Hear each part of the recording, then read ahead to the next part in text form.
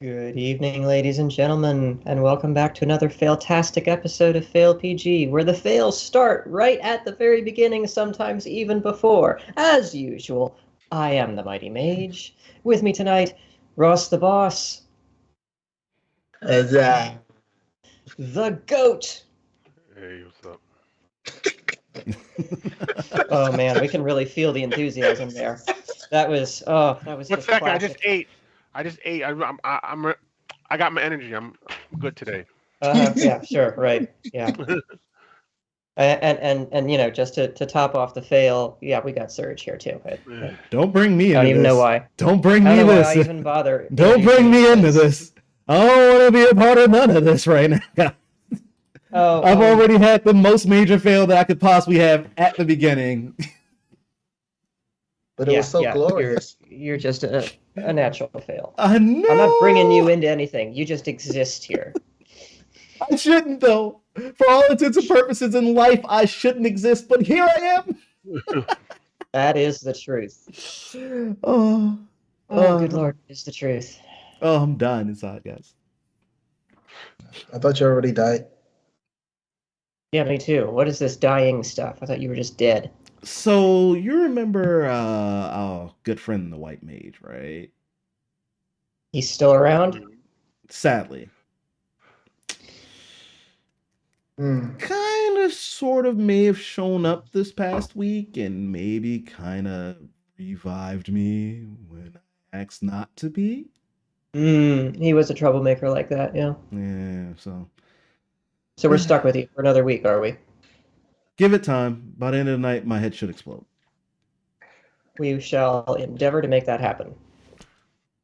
Oh, so, I'm already plotting the charges right now. Oh, yeah. Yeah. So, last time on Dragon Ball Z,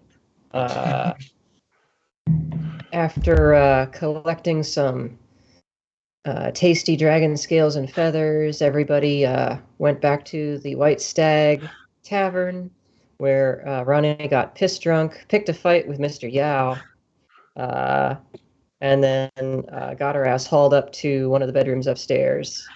After passing out while standing up and making Yao very embarrassed. Let's not forget that. Yeah, that's true. But we're not talking about that, remember? That was part of the agreement with Mr. Yao. He lets us all live if nobody mentions don't worry, that a woman fell asleep on him. Don't worry, he'll never know we said anything. So, a new day dawns, bright and early. There are little birdies chirping outside your window, which is really annoying if you've got a hangover the size of the one Ronni wakes up with. We're talking, you know, yeah. Noel actually sobered up before going to bed, so he wakes up all nice and sprightly. I don't know what State Striker's like. I go, what a glorious day. Oh, man. Yes, last night was a wild ride. Man, wish I had money to buy food. Wait, do I have money? Have some money. Oh, yeah. Your inventory, sir. Oh, right. I can look this up. I'm sleeping in the corner. Let's see. The corner against the window or against the door? I think I was against the door, so just in case Ronni decides to drunk walk out to keep it from going out. Oh, okay, I have 3 gold. Okay. Oh, yeah. So, Striker, you're the first one to be awakened when the sun comes just screaming through that window right into your face. Okay. So, hold on. Let me do this right. Okay. Oh, wait. I forgot. I'm not a werewolf. No, but you sure shit look like one today. God damn, would you please trim up that rat-nest beard of yours just a little bit? You're actually talking about it's actually pretty nice and cleanest right there. Yeah, right there. The rest of it, though. Oh, he's gonna go full. He's gonna go full. I Santa own my Claus. own farm, but I'm not gonna brag about it. He's gonna braid it too. You're gonna do that. You're gonna braid the. You know what the sad My part neighbor is? does it. Listen, you joke, Should probably but go- me and him had this conversation. I already told him that if he lets it grow out enough to braid it, I'm punching him right in the throat. My neighbor Ronald does it, and he's like, what? Wait, Like no, late 50s? correction. I'm punching him right in the beard. Jason, I will give you $50 if you grow your beard out long enough to braid it and actually braid it. Deal. All right, I'm punching you right in the beard when you do it. That's Hey, fine with me. he can move to Ozamar. He's too big. He's way too. He doesn't meet the height requirement. He's over the height Nah, requirement. he just say he has a condition, giantism, and they'll let him in. Just slouch a little bit. You'll be fine.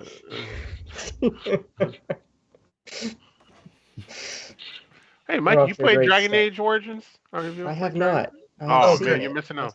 I know. I thought about getting I it. hate y'all. Yeah. You always do We'll that talk crap when I about this drink after the water. recording, sir. Yeah. Yes. Okay. So the sun hit me. I go, God. Oh, God. I'm just looking around like, where the hell am I? What happened last night? Oh, yeah. And I look around and I'm go, Ronnie's still asleep. Well, No. she was until the birds started kicking up that racket. Oh, Oh. shit. So, Shut up, you how stupid do I bird. want to do this? Okay, first of all, am I still drunk? Am I hungover? You're one hungover part. like hell. Okay. Not drunk anymore, but hungover like hell. Okay. So Remember, you asked for some of the good stuff.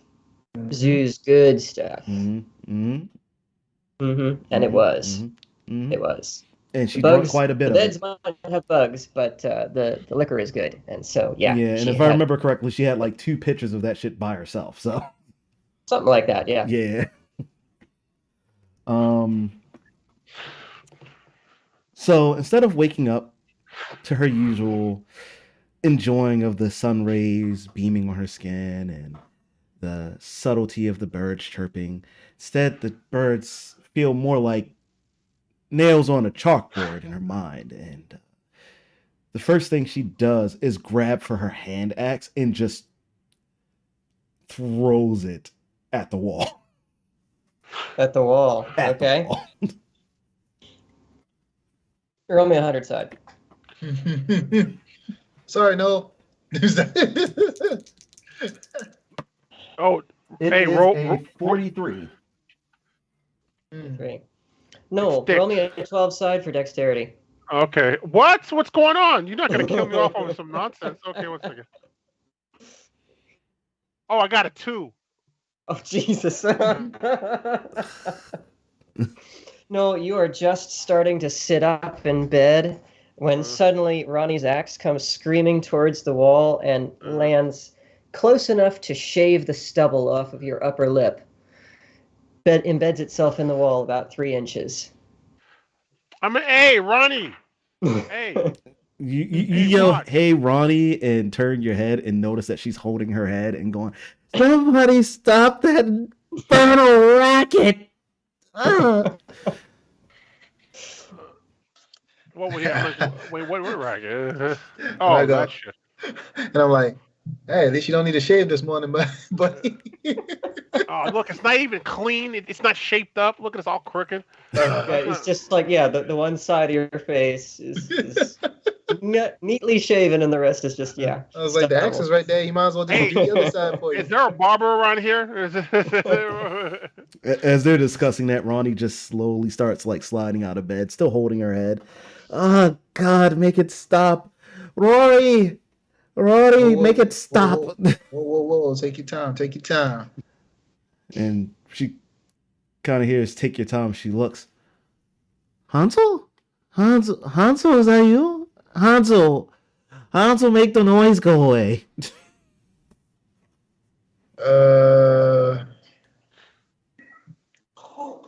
I was so cool to know, like, who the hell is Hansel? Like, is Hansel her ex-lover or something? Or her brother? I don't even know anymore. Who's Hansel? As you're trying to discuss this, she starts opening the door. Ma, Dad. Oh, crap.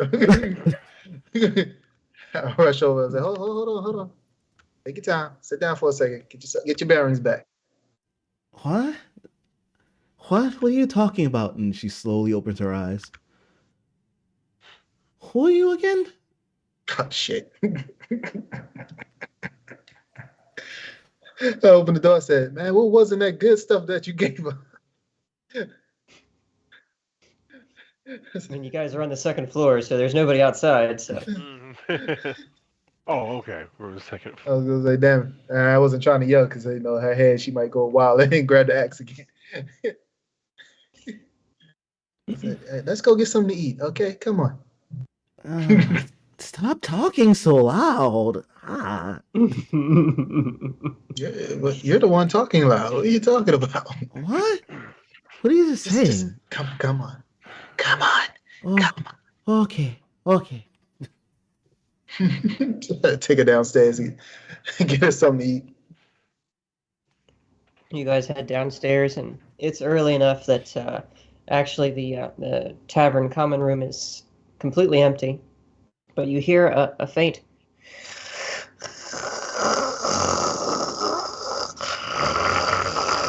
coming from behind the bar.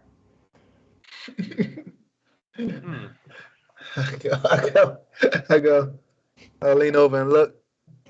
Yeah, there's Zoo curled up in a cot under the bar.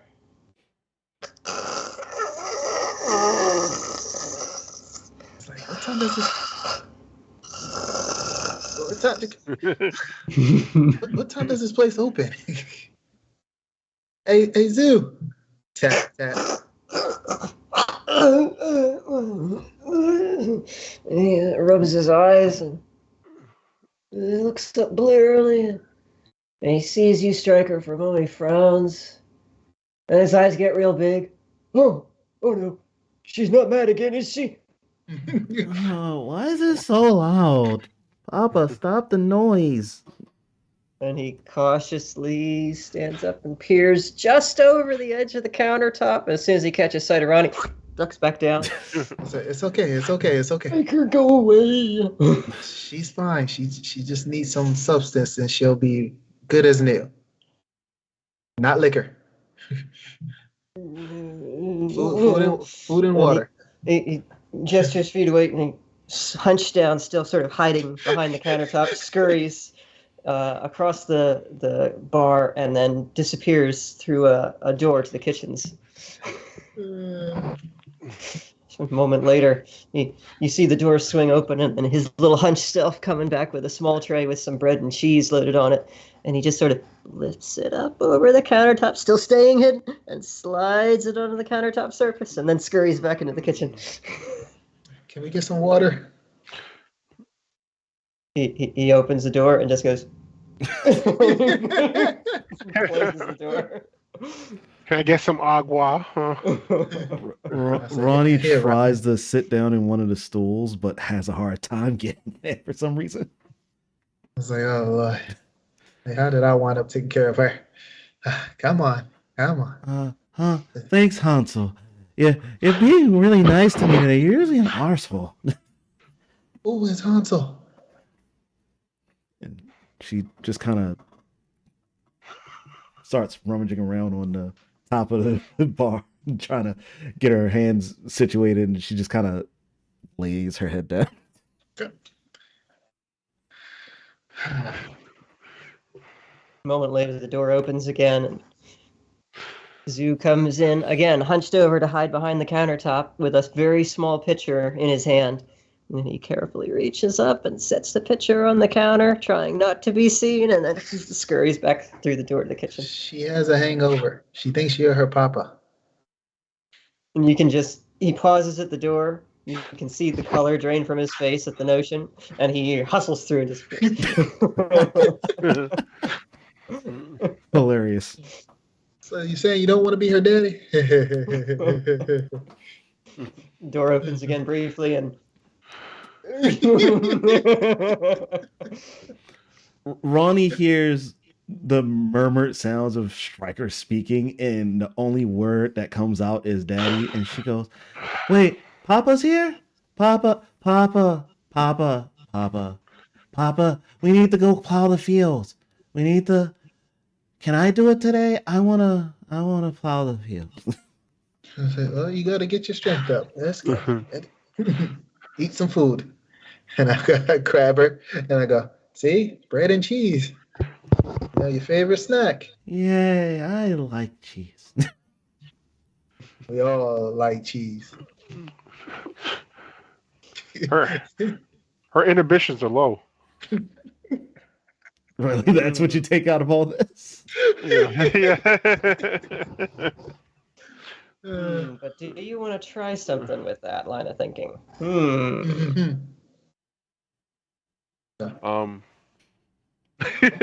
Ask her if she wants a portrait done to get a professional artist.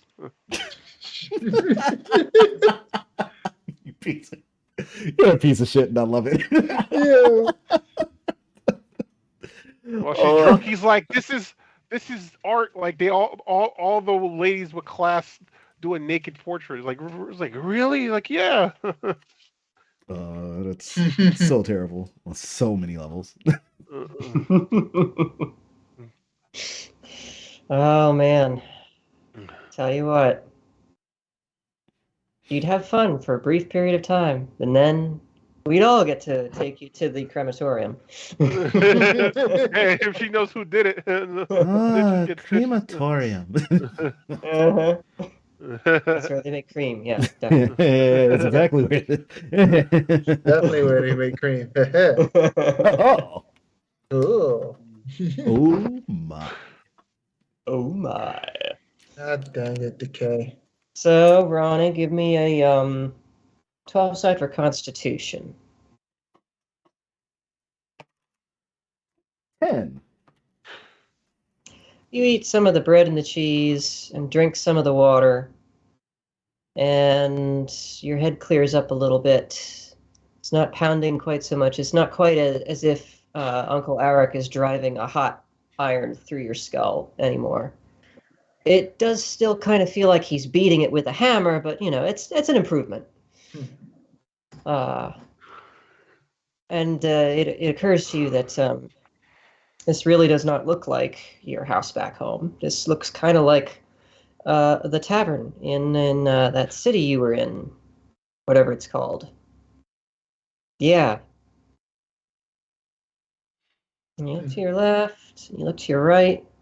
They don't look like your brothers. Do I recognize them yet, though? Roll 100 side. Actually, I want all of you to roll 100 sides. Yeah. Really? Okay. Oh wow, 89. Oh shit. Oh really? I got an 86. Yeah, high five. I got a 43. Stryker looks vaguely familiar. You know him from someplace. Vague impression that you're angry with him for some reason, that you can't recall exactly why. The fella next to you. No, just some random bloke sitting next to you at the bar. Like, where did this guy come from? Hi, wait a minute. I'm not at home. Who are you again? She just kind of stares blankly at Noel.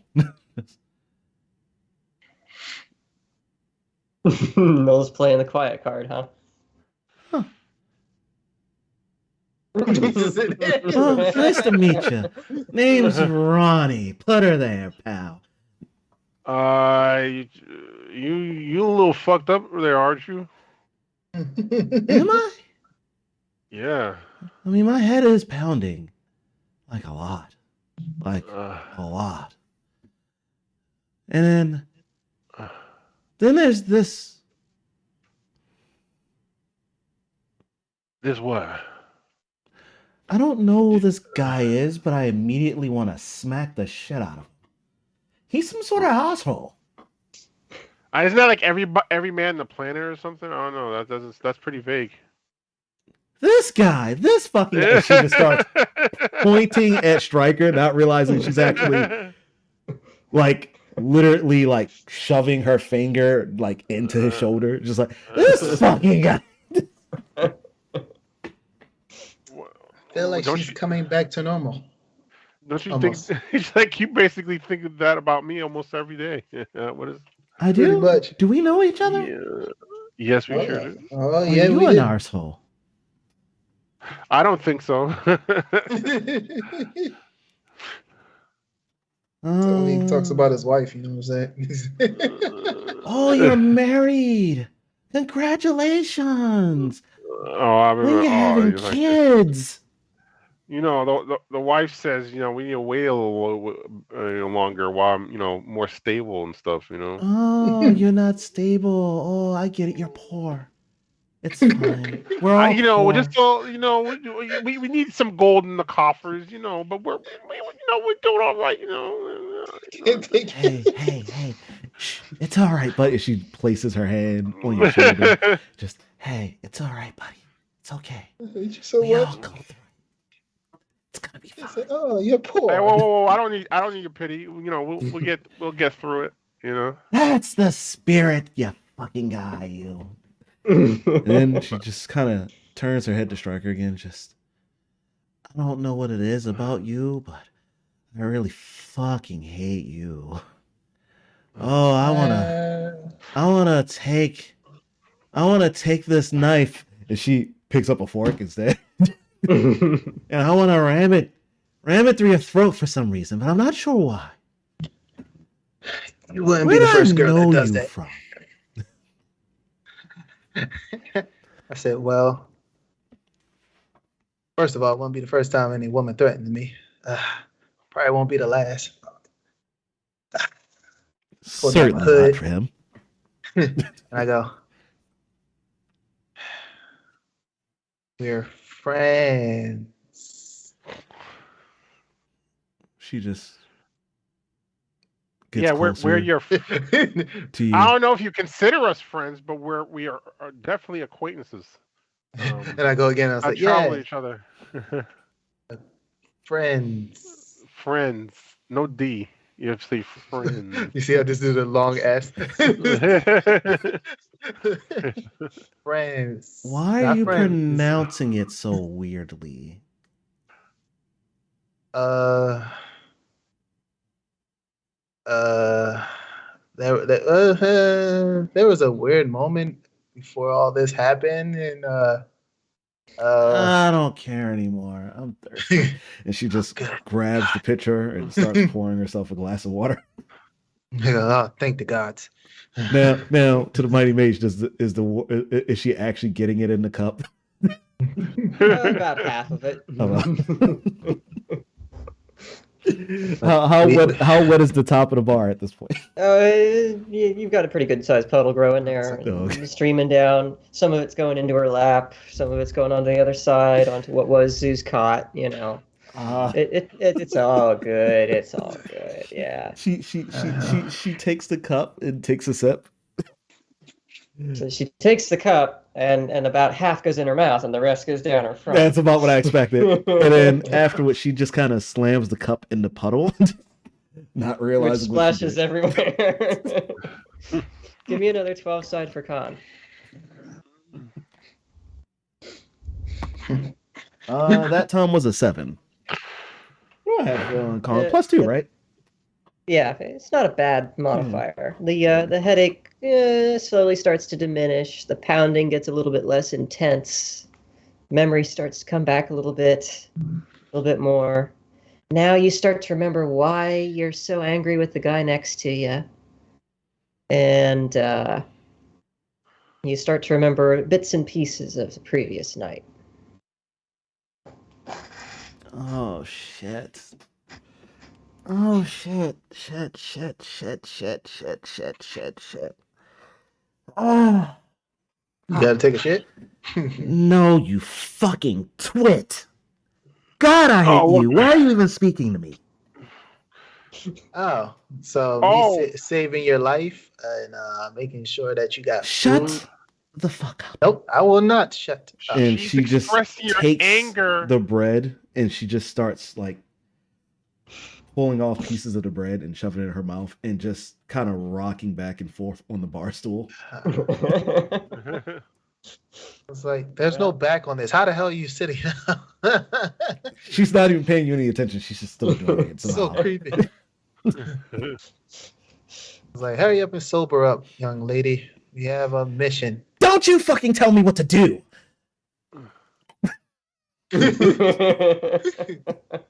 Yeah, I told you what to do. I did what I did, and what? That's what you tell them. She turns to you. Shut She up, turns no. around and and Shut she up, no. waves the bread at you, and all you hear is, "You got the fuck up here and run the Republican home." And then she just looks at you with this really pouty face, and then just goes back to chewing. I'm just happy you're alive, okay? Sheesh. I grab a piece of bread and some cheese and go. That's right there. I was like, get mad at me. Wait. Oh, yeah. Hold on, wait. As he goes to take a bite out of the bread, can I roll Dex to see if I'm fast enough to slap the bread out of his hand? I'll let you do it, but at disadvantage because you're still Don't- hungover and your Yes. hand-eye Yes, coordination I is know. not I what know. it should be. I know. So I'm hoping I hit him somewhere else because of a failure. That is a 4 plus what's my Dex 2, so 6 overall. That was the lowest? That was my lowest. Okay. All right. You're trying to slap the bread out of his hand. Yes. He reaches over to the plate and grabs a small piece of bread and pulls it away. You reach down to slap the bread out of his hand. It's gone before your hand gets there, and you end up just slapping the puddle on the bar and making an even bigger splash. Perfect.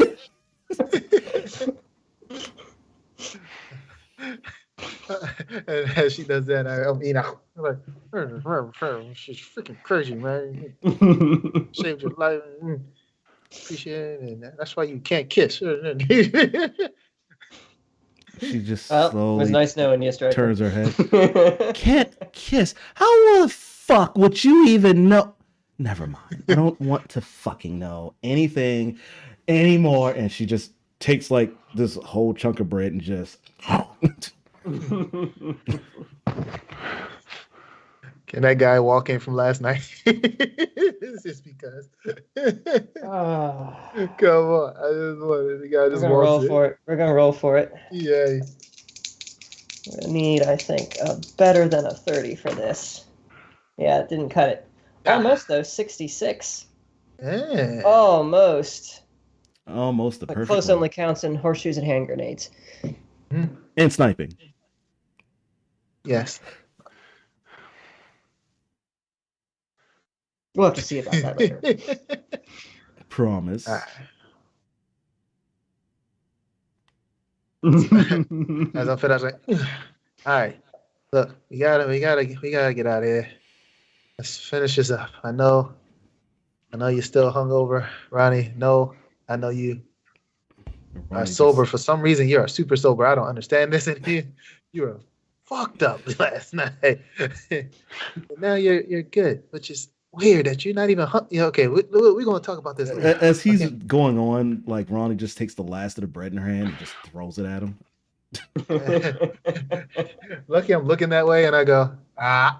Give me a dex roll to see if you catch it. That's all sad. Her aim is shit, but you're at really close range, so. 4, 5, 6, 7 altogether. Yeah, all right, yeah. You open your mouth and it just goes right in, which does serve to shut you up for a moment. Which is all she wanted.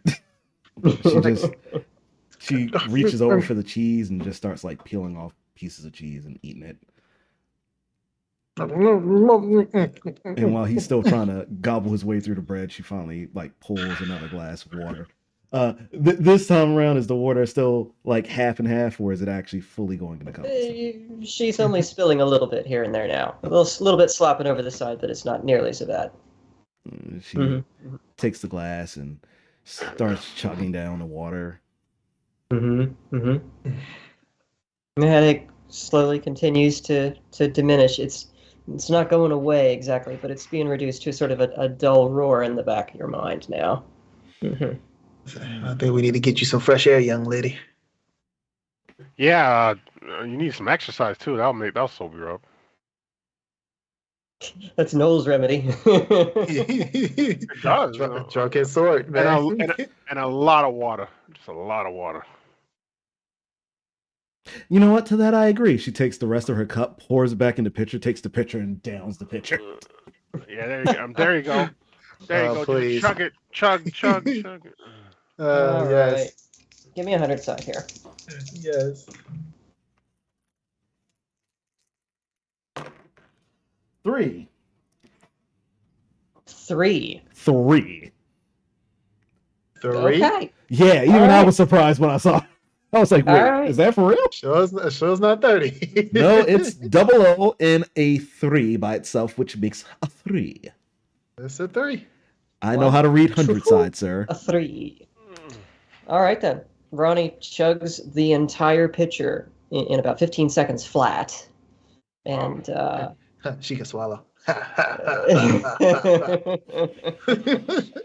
like, oh, it's a good one, striker. Hard. she manages not to spit the water out when you make that comment, gets through the whole pitcher and sets it down on the table first. And Ronni, yeah, the hangover isn't gone. The headache is still there. But it is just a dull roar in the back of your head now, and you can think clearly. Now, how much of her last night is she actually remembering now? Most of it up until the fight with Mr. Yao, at which point details get a bit fuzzy. Obviously, she does not remember falling asleep standing up. She remembers fighting with Stryker about as much as with Mr. Yao. Other things. There is a sort of vague notion about flirting with a really hideous guy at the table behind you, but In the she's moment, not completely sure that's real and not just something from her mangled memory. she kind of turns her head and looks back towards the table and goes, I think I've messed with Fuglier. If that is true. She goes and grabs another more of the cheese and calls out the zoo in the back. There's no answer. Zoo, I promise I'm not upset anymore. I just no need answer. your help.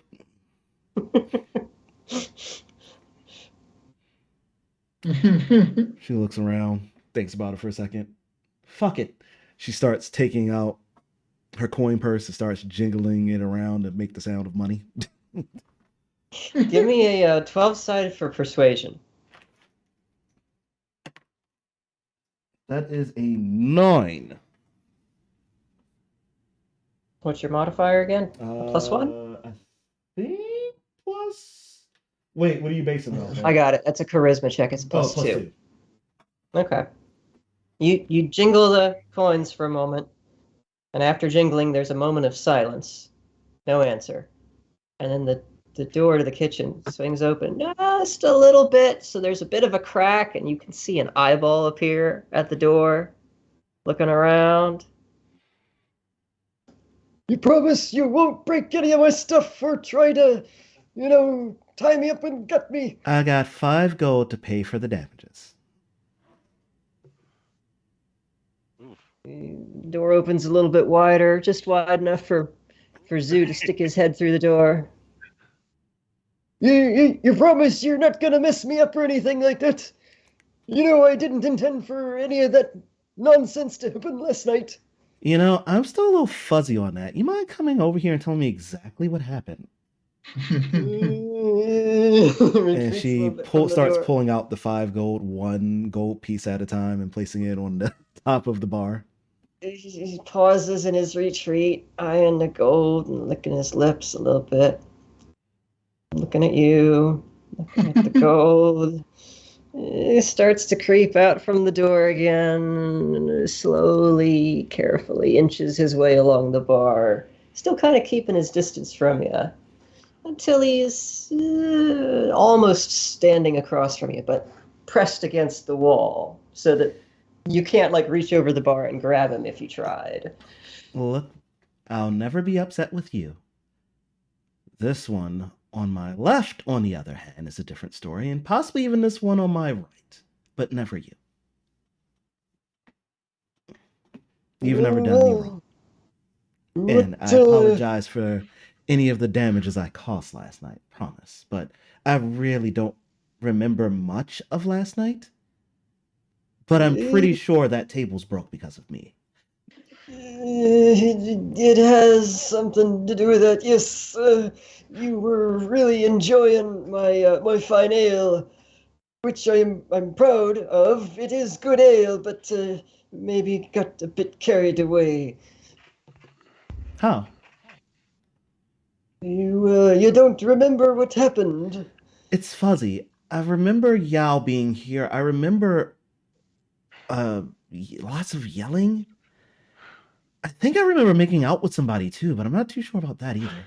And well, I think, did I punch Stryker last night, or am I imagining that too? I don't know exactly who punched when things got started, but you were having a good time with a couple of the locals, including a rather rough-looking fella just got hit by a cabbage wagon the other day. Ronnie takes a moment to think about this. That must be the fugly guy that I see in my memory. Still kissed Fuglier. But the thing I remember most is Mr. Yao came in looking for the three of you. None too pleased he was. Just about everybody cleared out of the bar, and he got to talking with you, and I guess you didn't like what he had to say, and so you started a fight with him. But it didn't go so well for you.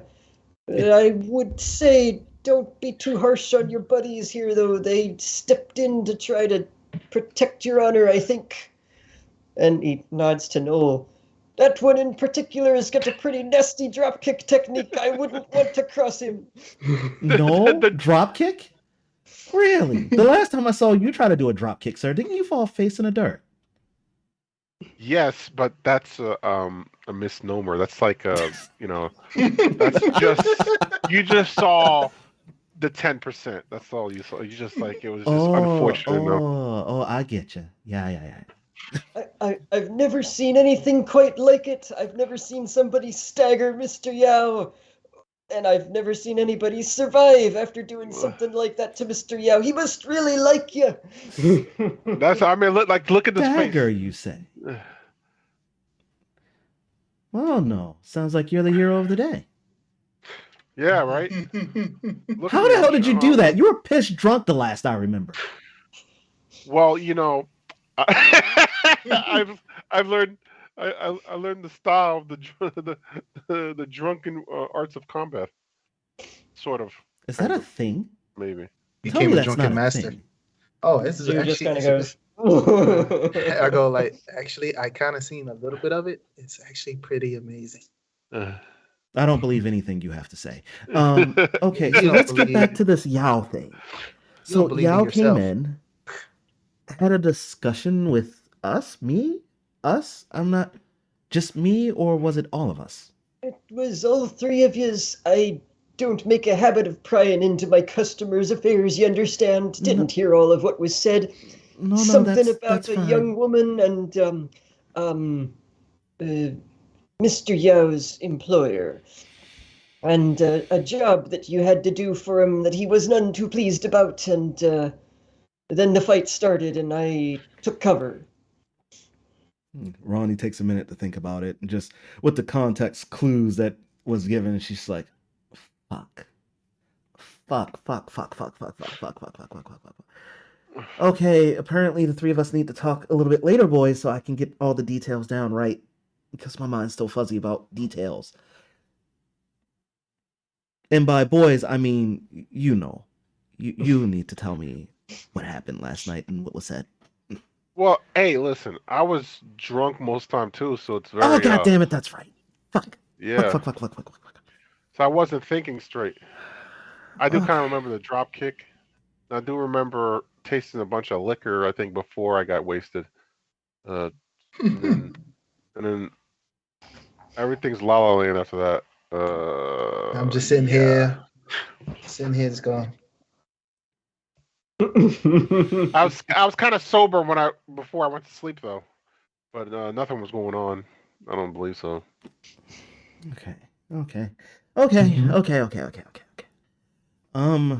All right. So, confirmation that I kissed a guy who got hit by a cabbage cart. Confirmation that Yao was here. Confirmation that I got into a fight with Yao, which is probably why the table's broken. Sorry again about that. Anything else?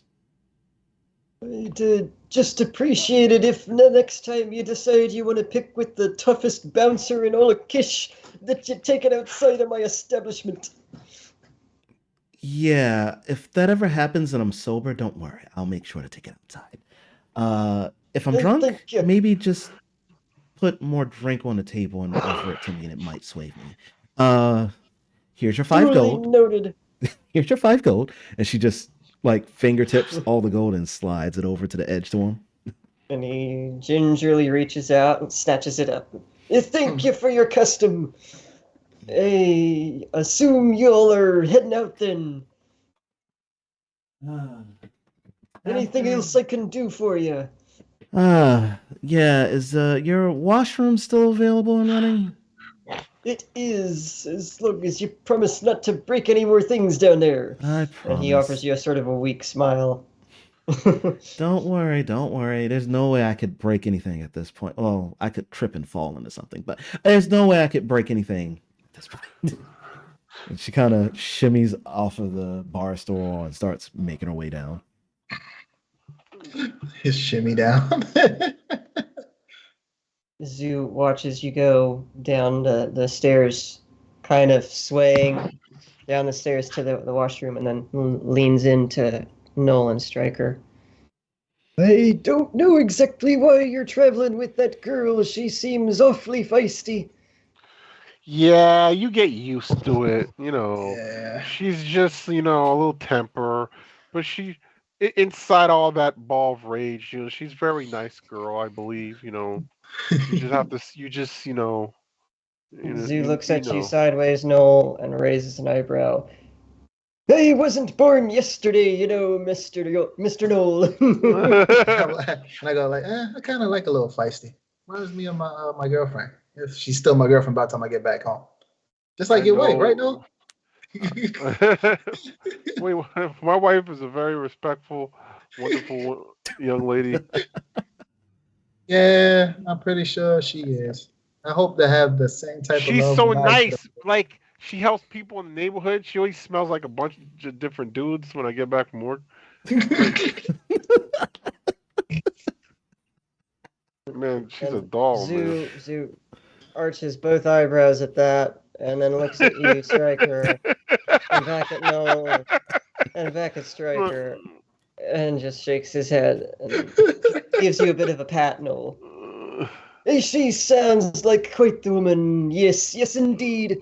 Yeah, exactly, man. I married the best. But back to the feistiness, yeah. Can I get the two of you anything before you go? And if you don't mind my asking, and I don't mean to pry, but what was all of that business about with Mr. Yao last night? It's not usual for him to come and assail some of my establishment goers. Let's just say the less you know, the more safe you are. Say no more. I know nothing. I saw nothing. And I looked down and said, dang, did she eat all the cheese? You got any more cheese? Bit more bread and cheese for the road. I can do that for you. No problem. Oh, man. He counts up the gold that Ronni gave, and I think this will cover it. Let me get a swig of that really, really good ale. No. Oh. Looks at you a little bit pensively for a moment. Can we get something to go? Yeah, I think that would be best. A couple of bottles for the road. Yes. You got a silver piece on you by any chance? For the, I got a gold. How much is it? I'll give you the change for it. Don't you worry about that. I got a slot on 1 gold. He rummages under the table and hands you back 9 silver pieces. Make sure to update that on your inventory. Yep, and then doing he it right now. disappears into the kitchen for a moment, and then comes back out with a bag, a sort of leather sack or script, if you will, and hands that to you, Striker. Thank you. Yeah. Bread and cheese and a bottle of the good stuff for each of you. Although, don't tell Ronni, but I may have watered hers down just a little bit. It's the one with the little red seal on the top. I got you.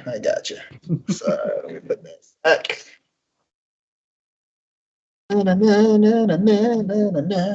Sack of bread, cheese, and liquor.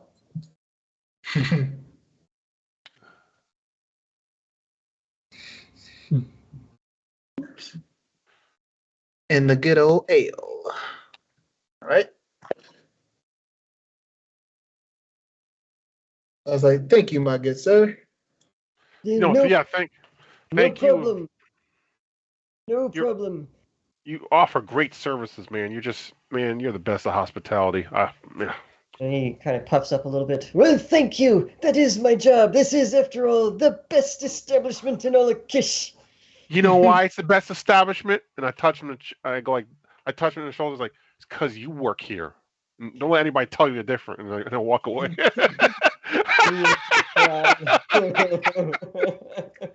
No, there's a man who knows quality. I tell you, it's nice to feel appreciated, especially after a rough night like last night. You, Mr. Witherspoon, are welcome back in my establishment anytime you like. Oh, definitely. You're the best. I'm ball washing them.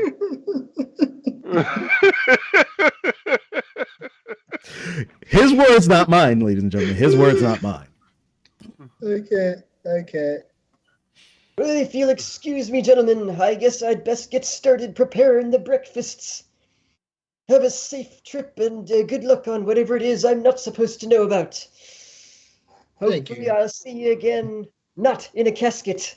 And he turns and through the kitchen door.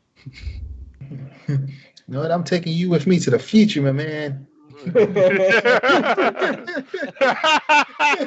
There may already be one there waiting, matey.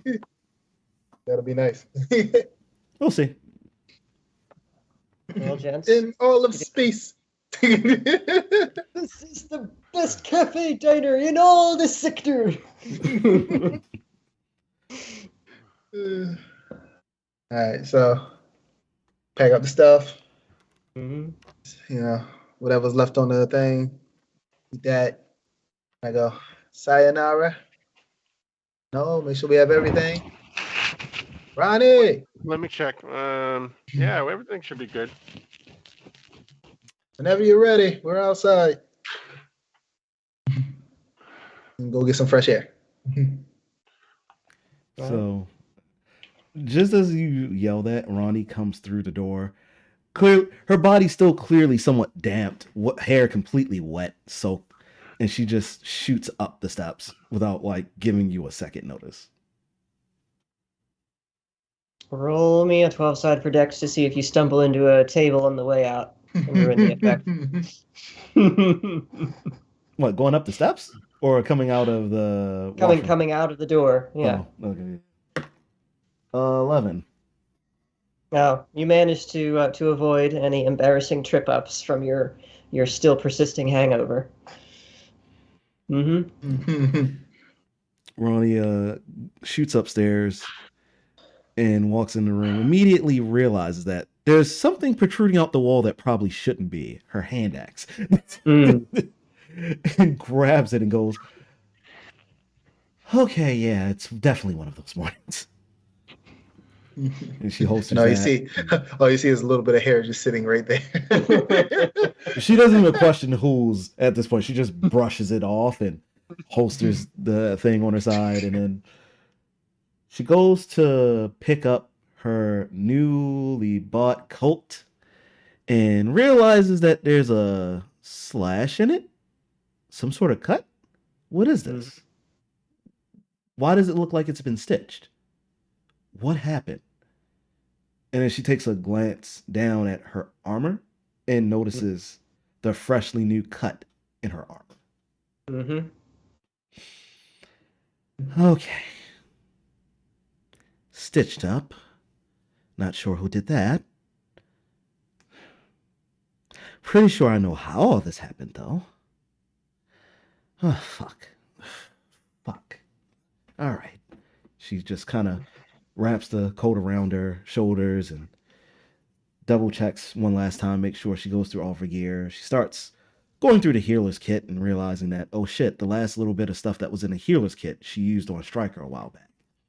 Okay, time to refill this thing as well before she leaves. Mm-hmm. So she packs everything up, starts heading down the steps.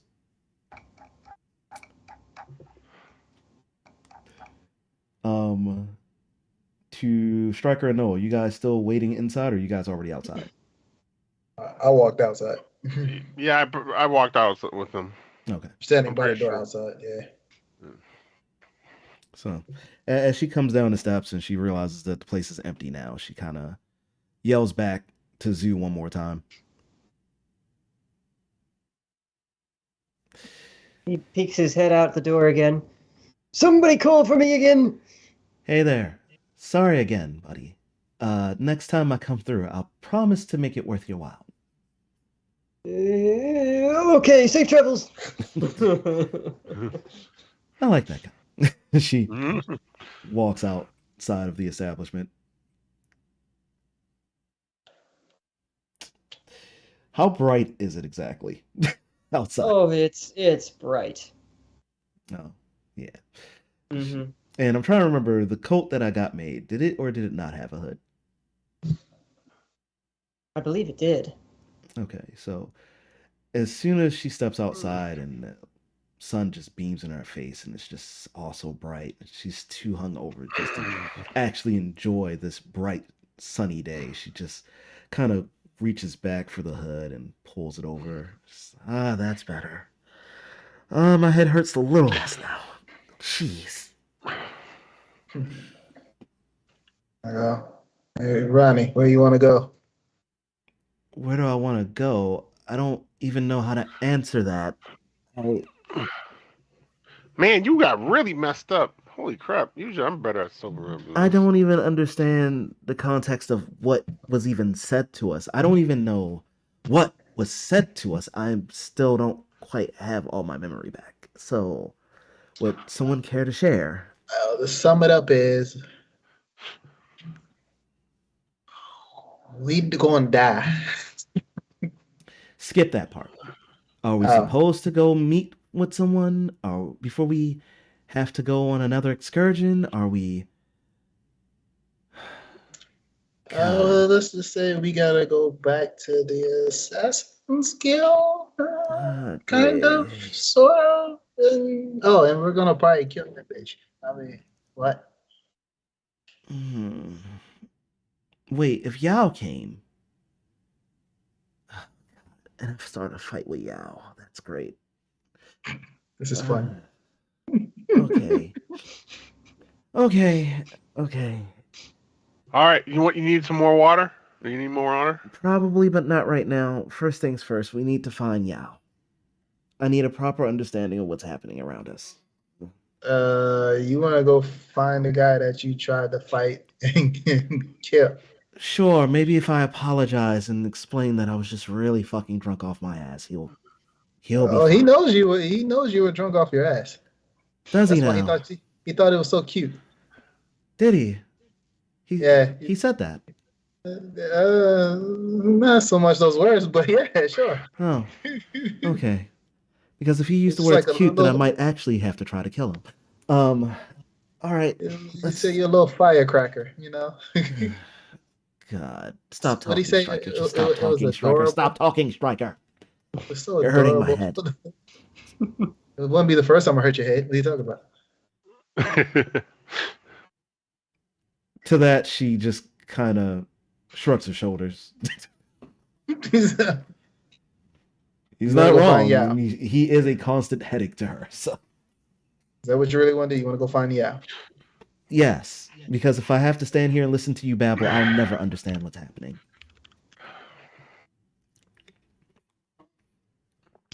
Okay, I guess we go find Yao. You mean Mr. Yi? Oh, I mean, yeah. Sorry. Mr. Yi. I mean, I just know. So, but before we go find him, this is what I remember because a couple stuff happened last night. Was kind of weird. There's a chance that. Don't get upset. Don't kill me. I'm gonna step back a little bit. Our good friend might have or might have not been rescued from the Assassin's Guild. Mhm. Maybe. Of course, we already know the Assassins has the crystal, the little rock thingy.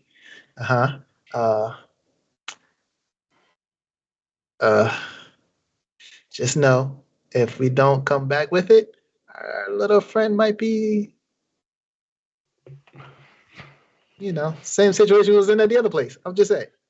Yeah, what he said. Mm. That was a quick summary. Just want you to know.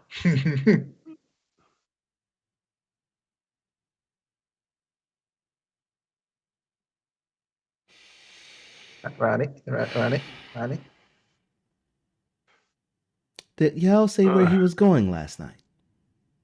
Nah, I just know he left, and Then he he's probably either- went back to the mansion, right? I don't think we are. I think we need to stay away from the mansion. I'm going to the mansion. But I think we should stay away from the mansion. If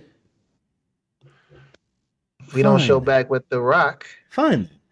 Hey, Striker, do you have Huh? any funds on you? I got at least something. Oh, do you have enough something for us to get a boat ride to wherever we're supposed to be going? How much is that? Sure. Oh, that would be a no. Well, he already promised we ain't getting nothing, so we have to figure out our own way. Ah, lovely. Is that also my fault? What? Why would you blame yourself for that? Are you sure it wasn't Noel's fault for trying to drop kick him? Not trying, succeeding. I mean, he actually did succeed, but at least he did that better than he tried to hop in a barrel. I'm just saying. Wait, Noel tried to do what now? Wait, am I trying to do what?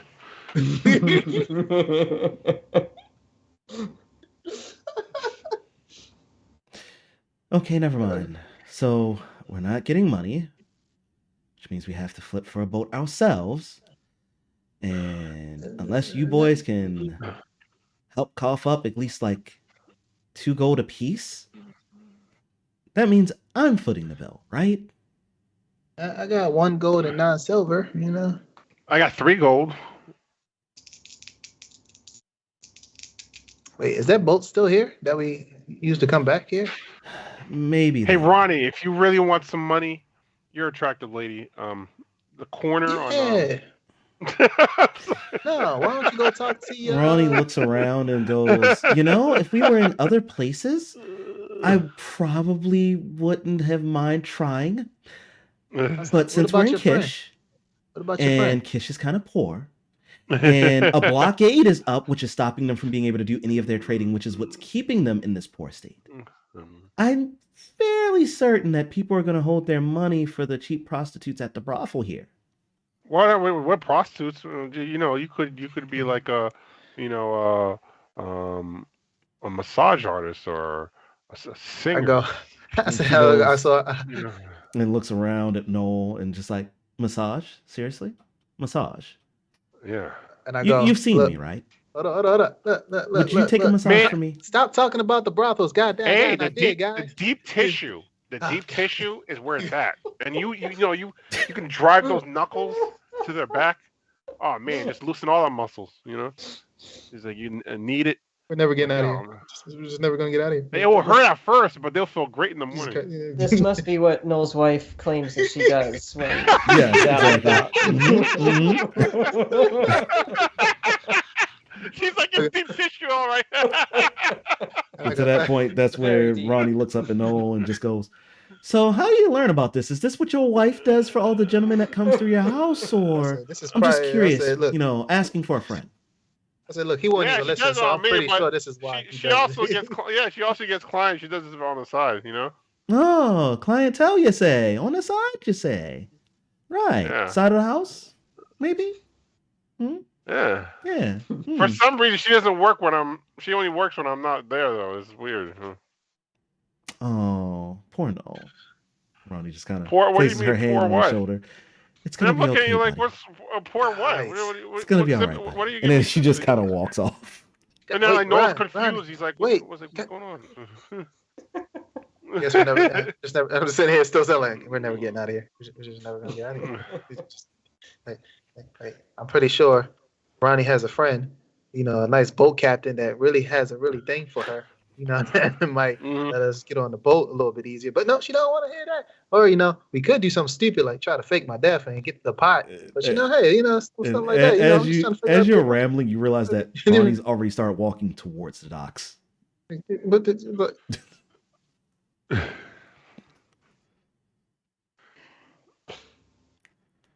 and I take the bottle with her stuff in it, and I put some more water in here. Pour that out just a little bit more. Put it back on. All right, let's go. Come on, no, let's just go. Well, yeah, you want to? Yeah, let's go. All right, you guys start following Ronnie down to the docks. Ronnie, are you aiming for a particular ship? Ronnie is checking to see if one of two ships is there. Obviously, the Prancing Prince. Or is that the Flying Toad? I forget which one that is. The smuggler. The Dainty Prince is the one yes, that has the Dainty Prince. smuggler. Yes. So either the Dainty Prince or the ship that they came in on with the guys from. Where the fuck was we at? I'm saying this right. Hold on. I didn't recall recording their information in my character sheet, but I took the language. Plus. Right? Oh, wait, hold on. Shula. Didn't we witness the Yeah, blockades getting destroyed? Shula, right? No. That's how you say it, Shula? Oh, it Or happened before. Shalu? Or Shalu? Eh? Shimogosh? Shishi? Oh, no. Salu? Is that how you say it? Salu? I'm trying to look through my list here, and I don't know what you're referring to. Salau. Oh, Captain Jorgen. Yes, Jorgen. Because I actually don't recall what the name of his vessel was. So The Kaltenbach. Kaltenbach. Thank you.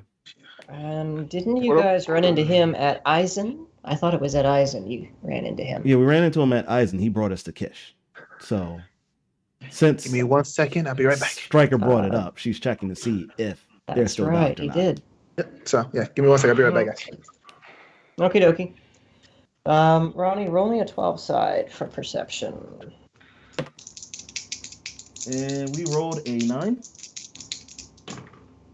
Okay, all right. You look around, up and down the docks. You see a couple of large, what are probably cargo vessels, moored along the piers, most of them completely empty. Some of them don't even have crews on board. You see one that might have been the ship that you came to Kish this last time on. It does look kind of familiar. There is activity on the deck, although not very much. And further down the dock, you can see some smaller, slimmer ships, more like sloops, darters. And there's one way down on the end there, the very last pier, that looks like it's hanging in rags, listing to the side slightly, run down. Yeah, you know that ship. You know that ship. Not that you want to know that ship, but you know that ship. Ronnie takes a minute and thinks about it. What would be, in the scenario that they're in, the best way to go about doing all this? And she figures there's only really one thing to do. have to head back, cross the barricade. Have to head back and tell Burke and the others what's transpired and see about getting reinforcements, because going in and trying to deal with this whole orb nonsense by themselves, it's freaking suicide. Even with a hangover, Ronnie knows at least that much. Mm-hmm. And so, as she walks past all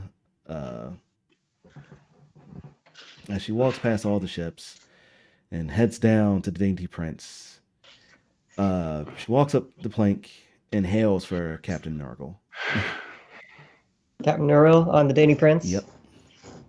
As you approach, you see the flamboyant captain lift his feathered hat and wave it at you. Hello, Ronnie, me love. Good to see you again. Oh Lord, what did I just come back into? Captain, I need a word with you. Of course, come aboard me vessel, darling. And Striker, Noel, good to see you again, me mates. And as he What's up, says buddy? both of their names, she takes a look back because she didn't realize that they actually started following her. And she looks back and sees them and goes, "Oh, well, shit!" And then just continues up the gangplank. Captain. He drapes an arm around you as you come on deck. And he's like, it's good to see you alive and kicking, love. You know, I was pretty concerned when the young lass told me you'd all perished in your last adventure. Imagine me surprised when you walked onto me deck yesterday. Good to see you alive, lassie. What can I do for you? Well, about that last adventure, we probably would be dead. Oh? Tell us a tale, love. What's going on? I'll tell it to you after this. How much to get us all the way back to... Holy shit. Where we're starting point at originally in this game? I forgot now. Too many places! Too many places and too much time. Yes. This has been a really long campaign. Not Murad. Murad is where they went. We want... Lagash. Lagash, thank you. That was the first town you were in. Lagash is where we were. So, how soon could you prepare to take us to Lagash? Well, we could sail this morning if you really wanted to, love, but we have to cross that blockade again. Don't worry about it. I'm going to have to get me another sail for that. Don't worry about it. I'll get us through the blockade. Will you then, love? And how's you fixing to do that? With a little bit of wordplay. Oh, I see. I hope you ain't fixing to Let's just say parlay with these fellas, are you? No, I don't have to. We have one of their own soldiers with us. Isn't that right, Noel? And Captain Nurgle looks over to Noel and raises an eyebrow, looks him up and down. He's a soldier of Lagash. One of them Uruk bastards blocking off the river, is he? Yeah. He'll get He don't look like it. Don't let the looks fool you. This one's actually pretty good. All right, well, I trust your word on that, love, but you understand if I'm going to be taking some precautions myself, can't risk losing me ship and me crew. No, I understand. That's totally fine. My only question is about the payment. Well, let me think here. New sales, hazard pay for the boys. This wouldn't happen to be related to something I could charge the boss for, could it? Actually, you could, considering he's sending us on a suicide mission. A suicide mission, eh? He don't send people on those too often. Oh, trust me, if you knew what we knew, this has been a suicide mission from the get. Even us going down there down to Eisen was technically a suicide mission. You notice we're a person short, don't you? I couldn't help but notice that. Couple people short, ain't you? Yeah. Both died. Well, if this is something for Mr. Tiamat that I might be able to get some reimbursement from for my efforts, I could lower the price some. But why would you deliberately go on what you think is a suicide mission? In short, for a Because we're friend. crazy. And immediately she grimaces as soon as he says that and starts reaching for her hand axe. Wouldn't be the first time, sweetie. Well, Striker, I already knew you was crazy. Didn't think so, the lovely lass here. I don't know about them. I'm sane, but they're good. They're good people, and at the end of the day, we're doing it because we're trying to save someone we love. That's all. Yeah. Oh, saving someone you love, eh? Pretty Yeah. lady, perhaps? Uh, All she's- right, all right. Well, You can't more argue like with a little causes of the sister. heart. More like a little sister. Little I have sister, eh? I have a very lovely, loyal wife at home. If that's what we're calling her, then I can get on board with that, laddie. I can get on board with it.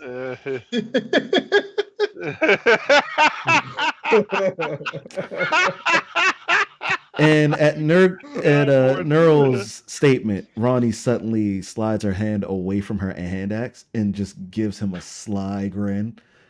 His wife is so loyal that she likes to take massage jobs on the side when he's not home. How dare make she it extra then? money. Oh, yeah. Maybe the next time I find myself in Uruk, I might have to look her up, yeah? Oh, yeah. I hear she does excellent work. Man, oh man, Deep tissue and all, he says. every Deep guy I talk tissue, to he said says. my wife does hell of a job with those massages. Oh, yes. I'll have to look her up next time I'm in town, me mate. But it's very strange. She only has male clients. I don't get it. Anyway, but It's probably the feminine charm, me mate. I hate y'all so Same much. thing I was thinking. Well, if it's just the three of yous and yous are going to Lagesh and you thinks we've got a chance of talking down the blockade rather than fighting with them like we did last time, not that that wasn't fun, trust me, but I think I could knock the price of passage down to, let's say, 10 gold. And Ronnie kind of looks in her purse. 10 gold? Done. All right, that's what I said. All right, then. He extends his hand, clasps yours, shakes it vigorously. Whether you extended yours in answer or not, he just grabs it and shakes it vigorously. Never lose the charm, matey. Never lose the charm. You hear that, boys? And he looks around. We be sailing for Lagash again. Make ready, boys. Make ready for setting sail.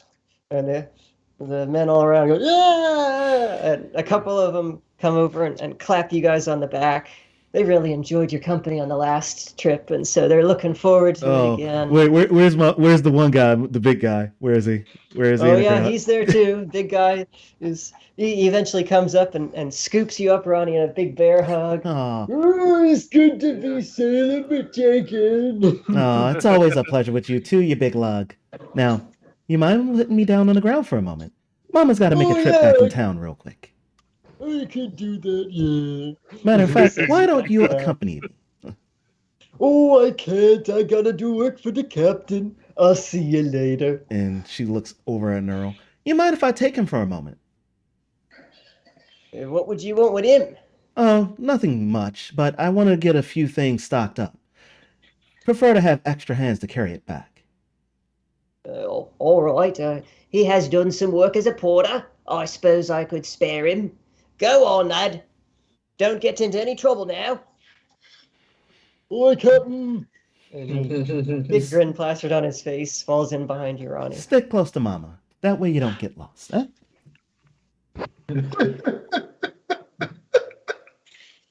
Stay close to Mama. And Neural cocks his head at you, Ronnie, as you're heading back down the gangplank. We ought to be ready to set sail in a couple hours, Ronnie. Don't be too long. Don't worry. I shouldn't take long. Apicary, pick up some food and fruits. We should be good after that. Right you are. We'll be here ready. And Ronnie will make her way towards the shopping district. All right. Roll me 100 side to see if you can find your way back, because the city is still kind of a maze. Striker and Noel, what are you boys doing while Ronnie's gallivanting off to shop? I run over to Ronnie. I'm like, hey, Ronnie, you got the money, right? Yes. I know that you're broke, and I know that he's broke. But like, you're not trying to like assure me, right? You got the money, right? I got my eyes wide open, right? She literally just looks Noel dead in the eyes, like deadpan. No, I have the money. We wouldn't be on this ship right now if I didn't have the money. And I would have made you two lunatics go out and show a little leg if I didn't have the money. I was like, no, just follow mama. God dang, come on. Okay, you're saying you really have the money. It's not like you have the money. Oh, okay. No, come on. Come with mama. You're coming with mama too. Apparently you are in special need of attention today. He's like, I wasn't born yesterday.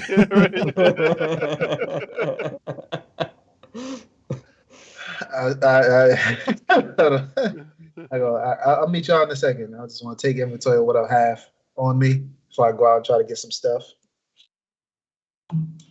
So go through my little pouch. I say, okay, still got the scales, or the serpent scales, which is still got serpent scales. Right. So you see the dragon scales I got. Okay, cool. Look at this. Ooh, I still got some bread and cheese. Should I share? We'll think about that later. So that was all right. Cool. Got my swords. Boom. Check the bow just to make sure it's still nice and right. good. I almost forgot. 16. 16 is what I wrote. I'm sorry. He started running off at the mouth, and I totally forgot. Sorry. 16. Mm-hmm. You guys find your way to the market district, no problem. Mr. Ross, don't forget, I believe you retrieved some dragon feathers as well as dragon scales. Yep, I got the feathers too, right? Yep. So, Ronnie, you make it back to the market district.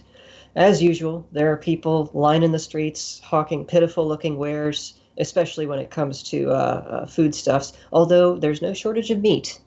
Plenty of meat to go around, just not very much of other things. Ronnie starts thinking about it. It's going to be a bit of a trip. Might as well get the protein.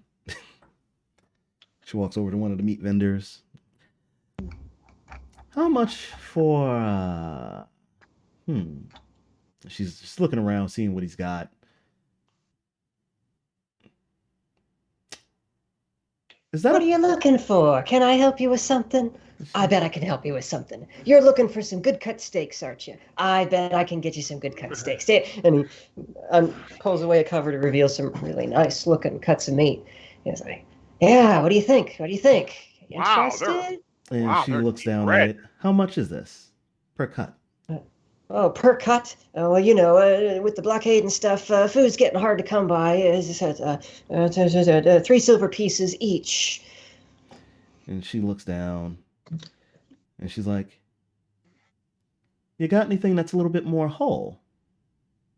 More whole? What do you mean? I got all kinds of things here. I can get just about anything you like. How about a boar? What like a whole boar? A whole hog? The whole thing? Yeah. Bones and all? Fur? Everything? Sure. Why, well, that's a pretty unusual request. Nobody's actually asked me that one before, but it just so happens I happen to know a boar farmer who probably could do something about that. I need a few minutes to consult with him. He's, a little ways down the way, but come back in a few minutes and I might have something for you. Yeah. Or if you want, you can order it now and pay up front and I can have it delivered to you. Yeah, a house, a ship, where do you want it to go? Send it down to the Dainty Prince at the docks. Dainty Prince, and he pulls out a ledger and starts frantically scribbling. Dainty Prince at the docks. A whole hog, that'll be 5 gold pieces. All right. Here you are. He blinks a couple times, a little bit surprised, and eagerly takes the gold. And what's the name? I should put it under. Ronnie. Ronnie. Okay, I think I got that. That's with 2 R's, right? And a Y? Here, yeah, that'll work. She goes, good enough. She takes the pen. and just Oh, scribbles okay, it yeah, herself. yeah. You can do that. That's totally fine. And she takes the pen, takes his hand, shakes it, keeps his hand open, and then slides the pen right back in it. Hey, great doing business with you, Ronnie. I'll have that board to you in less than an hour. Yeah, yeah, yeah. And he immediately like starts draping things over his stall, pack it up nice and neat, and then disappears down an alleyway. So, okay. All right. Well then, looks like you won't have to carry anything after all, big guy. And the big guy kind of looks a little bit sullen. Oh, I was looking forward to it. Well, let's go see if we can find some fruit, and maybe you can carry some of that back to the shop. Perks up a little bit more. Yeah, I can do that. I like fruit. Fruit is good. Yeah, it is. Ronnie just kind of looks around, kind of see if she can find a fruit vendor. Roll 12 side for perception. Noel, do you want to help her out on this? Yeah, I'll help her out. That was a 9. Getting a lot of 9s today. I don't know how I feel about this. What do you want? You want me to roll too? 12 Yes. side, yeah. Okay. I got a 10. And between the two of you spot a very small handful of what looked like they would have been fruit vendors at one time. 3 of the stands are completely bare. One of them has some dried and shriveled looking somethings hanging from a basket, and a few more shriveled, withered little things in a basket on the front of the stand. And he looks kind of glum, and people pass by his stall and they look at the wares and they turn up their noses and walk on. And that's about all that you see as far as fruit goes. And you're not even really sure that what he has is fruit. Sorry, big guy. It doesn't look like we'll be able to get any fruit here. Oh. I know. Maybe next time. Mr. Tiamat has fruit. Ain't you friends with him? And Ronnie just slowly forms a grin. Well, now, that is some interesting news. Let's see if we can figure something out there. But first, the apothecaries. What? You'll see when we get there. Okay. You'll see. You guys roll me another 12 if you're looking for an apothecary. I'm pretty sure I've actually been to the apothecary here before. You might have, although you might be thinking of the one in the monastery, not the one in the city proper. No, I don't think she even been there to the one there. I think Stryker was there at the monastery. No, you went into the monastery to inquire about the flash powder. Oh, you know what? You're right. That was the apothecary over there, wasn't it? Mm-hmm. I don't think you've been to the one in the city. Oh, maybe you're right. What did you get on your roll? 8. An 8. Noel, are you helping her out with this? Yeah. You rolled 12. Mm-hmm. I got a 10 again. Wow. You guys wander around the market district for a while. Don't see any sign of anything that looks like an alchemist or apothecary. But as you guys are just about to give up the search and are rounding the last corner of the market square, you notice some oddly colored smoke rising above the rooftops a few alleys down. And as you sort of peer down that alley, you suddenly hear a sort of a pop, and a little gout of colored smoke erupts from a window from a building 2 or 3 blocks down the alley. I think I found our apothecary. All right. You guys head down there. You get to the alchemy shop, and you have to assume that's what it is, because there's a mortar and pestle on the sign above the door, and some little sparkles around it that might be, I don't know, firecrackers, stars, who knows what they're supposed to be. Firecracker. The colored smoke coming from the chimney is very bright and vivid, and there's nothing to describe the odors emanating from the building. Smells like butt stuff. So, Stryker, while they're contemplating going into the alchemy shop, did you decide to end up following them, or were you going somewhere else? Was after I finished doing my inventory, I said, all right, this is what I have. I go, so let me get a few little potions. So, so guess I'll go find them and see where they're at so I can get me some stuff. So you're looking for the alchemy shop too now? Yep. Give me a 12 side. See if you can find it. Ronnie, you going in? Yep. All right. Open the door. I got 8. The big guy actually has to hunch down a little bit to fit through the doorway. As you step into the shop, you see the usual thing you've come to expect from alchemist shops. There's brews and potions and all kinds of strange contraptions and instruments lining the walls. There's a thick sort of orange haze hanging in the air that smells very strongly of rotten eggs. And a skinny man, kind of bony and wizened looking, with a sort of ridiculous frilled hat that looks like it should be falling off of his head at any moment, and kind of grimy, grungy blue robes, is currently, hunched over a little table with a small cauldron with a greenish liquid bubbling, which seems to be what is producing the orange smoke. As you come in, there's a little chime on the door that rings, and he gives a small start. The cauldron wobbles a little bit dangerously, but doesn't fall over. And he turns to look at you. Yes, what is it? Come in. What do you want? Yeah, top of the morning to you too. Stryker, an 8 was enough to see the colored smoke rising above the chimneys, which is a pretty sure sign of some strange alchemy going on. I go, wait. Well, I felt like I seen that before. Big explosion. Oh, Lord, no. Yes, explode very well. Yes, you explode very well. Now, try to do it again, but this time aim it towards, I don't know, maybe a pillar. I start going towards. Was that close? Was that close? That's very good, very close. Pretty good. Yeah. I start heading towards the smoke. I said, that I think that might be my place. Let's go. All right, you start heading that way. You give your greeting, Ronnie, and the man just sort of sniffs. What do you want? Can I get something for you? Yeah. I got a healer's kit I'm kind of trying to fill up here. Very well. Pass it over. Let me have a look at it. She hands it over.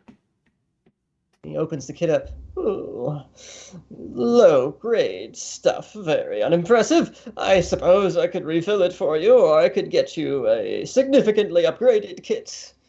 That's very kind of you, but this one's from a friend, so it has a little bit of significance to me. Very well. What specific items do you expect to have in this kit? Perhaps some gauze, maybe a potion or two. Oh, yes, of course, the usual. Very well. And how are you paying with this? I want you to know up front that I don't do credit with new customers. Can't trust anyone these days. Ronnie just kind of stares at him. What's credit? Oh, good Lord, a barbarian from the south indeed. Do you have any gold or silver? I do. That will do very nicely. Let me check my price lists in my inventory, and I'll get back to you in just a moment. And he goes back to studying his cauldron for a moment, thoughtfully. Reaches under the counter, pulls up a pinch of some dark powder, flecks it into the cauldron. Cauldron froths a bit, and more orange smoke comes out. He nods approvingly, and then walks to the back room, leaving you guys alone. Stryker, about that time is when you saunter up to the outer door, and you notice the orange smoke kind of oozing out of the windows and under the door, and the strong smell of rotten eggs. I was like, yeah, this definitely is the place. Brings me back. For a quick second, I was like, oh, no, can't howl right now. Can't howl. Can't.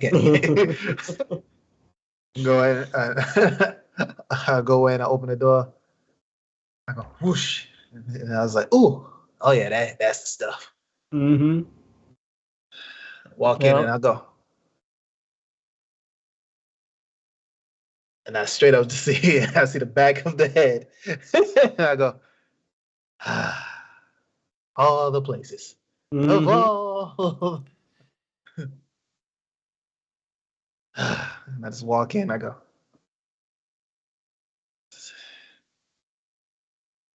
I was contemplating about walking right back out. I go, hey, excuse me, can I get some help? I'll be with you in just a moment. You hear from the back room. All right. Striker, you notice that Ronni has not acknowledged your presence whatsoever yet. Exactly. I have not acknowledged hers either. That is the point I am trying to make right now.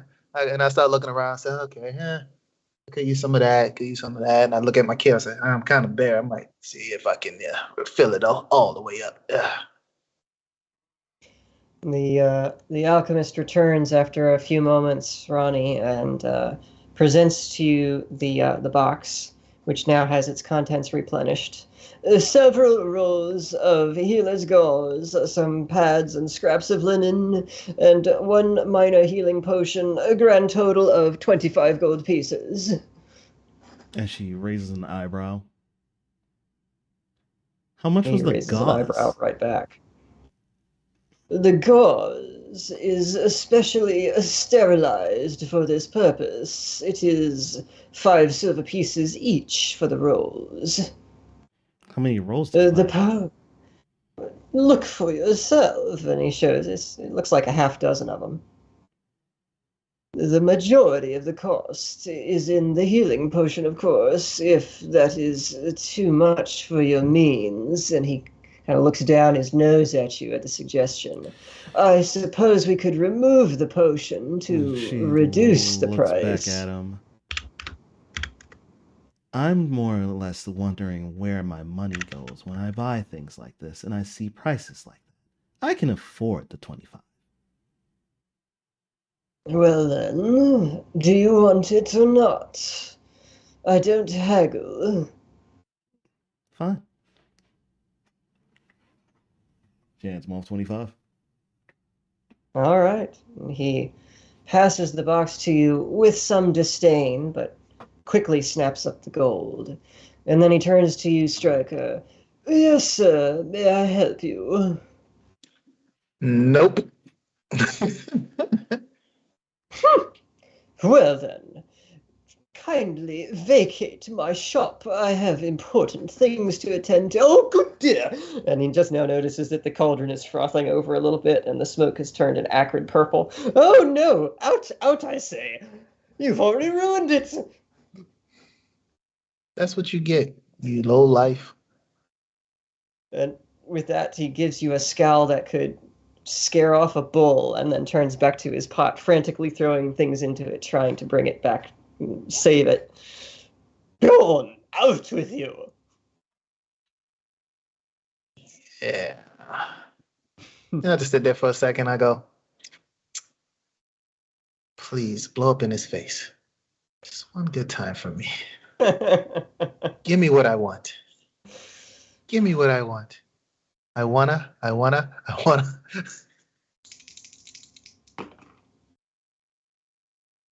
The concoction begins to smoke ever more substantially, and the fire underneath seems to get higher as the contents slop down onto the burner, which the alchemist seems to be frantically trying to pat out.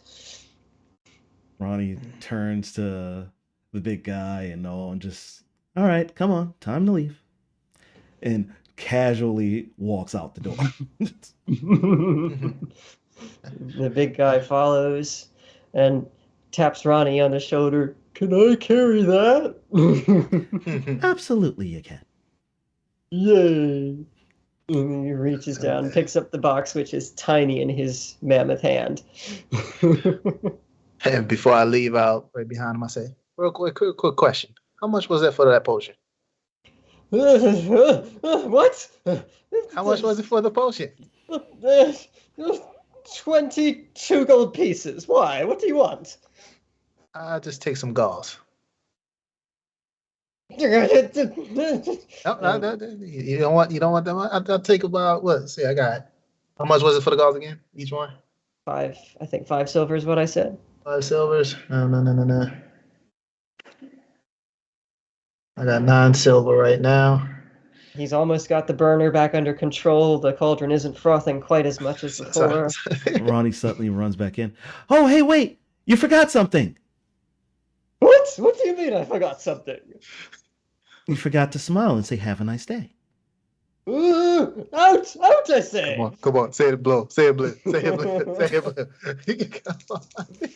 And as the two of you are distracting him, the cauldron starts to boil over again, and the fire starts to get bigger. And oh, good lord, no. And I look at Ronnie, I go, I look at Ronnie, I go, watch this. So if I ask for 6 gauze, right, he's going to give me that plus the potion, and then you need to give me this and this and this and this, and start just talking to him, distracting him. Oh my god. Great. Fanrog, forgive me. What is this? It's nonsense. No, and it gets larger and frosts more, and it's now turning a violent shade of red. And for a moment, he looks like he's had an epiphany. And then he turns to look at you, Stryker, and opens his mouth, and the cauldron just goes, boom!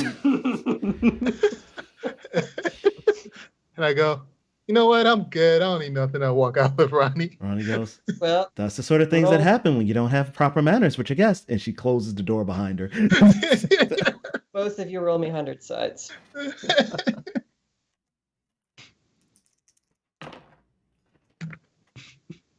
That is a 31.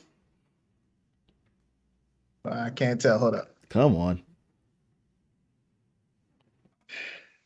98. 98. Oof. So, Stryker, although you're not caught in the brunt of the blast, you are covered from head to toe in whatever the liquid was in that cauldron. And it was worth it. The odor is indescribable. It is definitely unique. Ronnie, you only get a face full of the stuff being at the door, but pretty much the entire inside of the alchemist shop is coated with this liquid. I go, it was worth it. Ronnie just kind of brushes it off her face, shakes it off. She looks at the outside stone wall and just goes. So, does anything happen with this orange stuff on me? We'll find out later. I was like, you know what? Since I didn't get my potion, I'll just find a little empty little bottle, scoop the stuff on it. Thank you. Looks back up at the walk big guy and Nolan just goes, all right, come on. We're going to start heading back towards the boat, and I'm going to find somewhere to stop to wipe the stuff off my face completely. Yeah, let's go. I'm right behind him. All right, so Stryker, you looked for an empty vial to scoop some of this stuff into? Yep. Roll a 12 side to see if you can pilfer it without the alchemist noticing as he's staggering and climbing back up from behind the counter. That is a 7. Do I get any? Yeah, that's good enough. Yeah. That's good enough. You snatch one off of one of the shelves, scoop a little of this red liquid into it, add a vial of unknown red liquid to your inventory. I love this stuff. No red. You buffoons! You maniacs!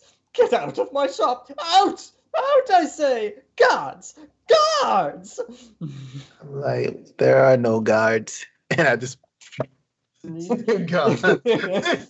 He stumbles out several paces behind you by this point, just covered head to toe in this red liquid, and almost falls out the door into the alleyway. Be gone! I hope I never see you again! Guards!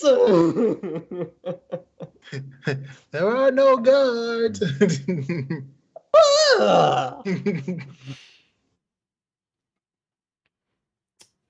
So I'm from like, there to the White Stag, how far is that? A 30-minute walk if you don't lose your way. Yeah, okay. To the White Stag to go clean back up again. You guys, I assume, Striker, you're going with him? Yep. Yep. You guys start walking back to the White Stag. Striker, you're leaving trails of this red liquid behind you as you go, and the odor actually clears a path for you as you walk through the corner of the market district and then back up the boulevard to the White Stag. People look at you with mixtures of wonderment and horror, and make a wide berth around you as you go. I'm like, hey, this is kind of nice. Nobody's in front of us. We just kind of walking and talking. You know what I'm saying? Mm-hmm. A few of the guards look at you questioningly as you walk by a small patrol of them, but they don't take any action against you. Just give you confused looks. One of them glances at the other. They whisper something and chuckle and move on. You make it to the White Stag unmolested. I don't even go inside. I was like, is there a way I can go around back? I don't want to mess up your nice, fine establishment. You poke your head in the door, and Zoo takes one look at you, and his jaw just sort of drops. He's like, "What happened to you?" And Ronnie walks inside and goes, "The alchemist shop. His thing exploded." "Oh, say no more. I know him well. Yao Shui is a peculiar fellow with more peculiar concoctions. So yeah, is there a way around back? There's no back entrance to the cellars, unfortunately, so just wait a moment." And he disappears into the kitchen. And a moment later comes out with what looks like a beaten up old rug and just sort of lays that on a stretch of floor in front of the door. It doesn't cover even a quarter of the distance between the front door and the cellar door. He looks at it for a moment, plants his hands on his hips. I'm like, wait, I got an idea. Ronnie goes, "Shut up, don't say anything. I have a better one." And goes, "Can I borrow a bucket of water?" Yes, we can do that. But my idea was going to be good. And everybody just kind of Don't goes want to silent. make the lady angry, and runs down to the cellar. Fine. Go back outside. And then, A few minutes later, Zoo walks through the front door carrying one of the entire casks of water from the basement. Oh, geez. If I knew you were going to bring that, I'd have had this big guy help you instead. "It's okay." And he cracks his back. "I do this sort of thing all the time." Well, let's make it a little easier for you. Could you please take this and pour it over Stryker? yeah. I can do that, yeah. And Zoo kind of widens his eyes and quickly ducks back inside before the splash can hit him. And the big fella picks up the cask like it weighs nothing and just turns it over and stumps the whole thing on you, Stryker. And I go, oh my God, let's go. You weren't expecting hot water, were you? No, but at least room temperature. Room what? Don't know. And he looks around like, "It's cold outside. You don't know that?" But yeah, but he got it from inside. Never mind. The cellars are cold, aren't they? Don't mind him. Stryker just doesn't have a brain in between his ears. I know how that feels. And yet pat on the top of your head. Thanks, and yet buddy. you still seem to have much better manners and be smarter than him. And I go. He grins proudly. I look at Ronnie. I look at Ronnie and go, okay. Thank you, big fella. And he takes the cask and looks at it for a moment. "Should I give this back?" Yes, please. And He be said sure to Mr. thank Noel Mr. likes Zoo. to sit in a barrel. Noel, do you want the barrel? Oh, no, I have to take it back? Oh, okay. And he carries the thing back inside. As soon as he says no, you want the bear, I started dying. The berry started dying. I fall on the floor. I was like, oh God. Roni just That kind takes me of back. shakes her head and goes, "What the hell is this barrel thing?" I said, takes me back. Oh no. Ha, ha, ha, ha. Speaking of, Well, he's been gone for like 10 minutes. he has. I think he Did he? fell in. Did he die? He may have very well fallen. You might be right about Yeah. Or Yep. he, some gluten-free stuff happening right now. that. Ooh. It's a real Uh, possibility. Yeah, he'll be fine. Extremely the heebie-jeebies off that statement, actually. Mm-hmm. So after the stuff come on me, I go, oh, okay. Do I look clean enough? Ronnie, how do I look? Well, the tar that you had in your hair and beard to disguise you is completely gone. Yeah. And for some reason, your clothes look like they're brand new. Every stain, every bit of dirt that was on them is just gone. So I go, what the hell was in that red stuff? I don't know, I go, but whatever. And she goes so, inside. so I got my nice shiny silver hair back now, and I go, yeah, baby. It's clean and silky, Oh, yeah. as if, you've been pampering it this whole time. Oh man. I said, oh, and it's a little thick too. Hold on. Oh yeah, I got a little weight to this thing. Oh yeah. Meanwhile, Ronnie's gone back inside to go into the washroom to go and wash the stuff off her face proper. Okay, all right.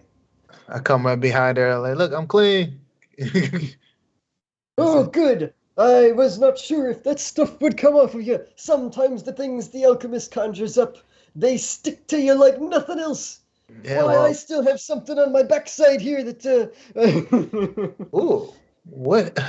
You gotta tell me the story when I come back from the washroom too. Okay, that sounds like a good idea. I'll go down to the washroom, like, all right, start cleaning everything else that's off of me, any little extra little red stuff. And start drying off. I'm like, oh God. Whew. Let's go. Oh man, I got my hair back. So, I miss this thing. Take it. I go, shut up, don't talk. Listen to people. I'm gonna do this. But there's a reason I'm about to do this, just for one thing. Put it in a little man bun. Just to make sure I get back in my neck and make sure I get behind my ears, make sure everything. So shut up, people. Don't talk to me about this in the comments. Yes, I have a man bun right now. All right, MGK. Shut up. Don't talk about my man bun right now. I go, oh man. I go, man, I kind of did like my beard a little dark, only if just a little bit came off, I still had the little silver streak, but we ain't gonna talk about that right now. So, so I clean off. I'm like, okay, whew. All right, good. Let's go.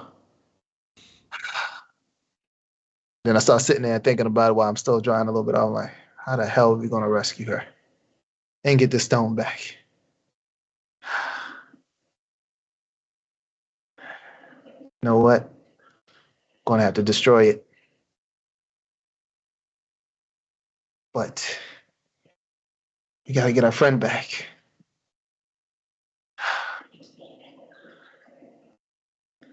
I have a plan. And then I just go, and then I drive off and I just head out. Will that plan be? You'll find out next time. Maybe. Or hopefully Maybe. not at all. Shut up, God. We're gonna make it. Meanwhile, well, I'm gonna make it. I don't know about everybody else. Meanwhile, while he's being Striker, because no other way to describe that, Ronnie is washing the stuff off her face. Any noticeable weirdness with her at all? Only that your face comes away really, really clean. Like, probably the cleanest it has ever been. Like, you couldn't scrub it more clean than this. Kind of What is this stuff? Huh. Maybe that guy's on to something. I'm not sure what that stuff is, but huh.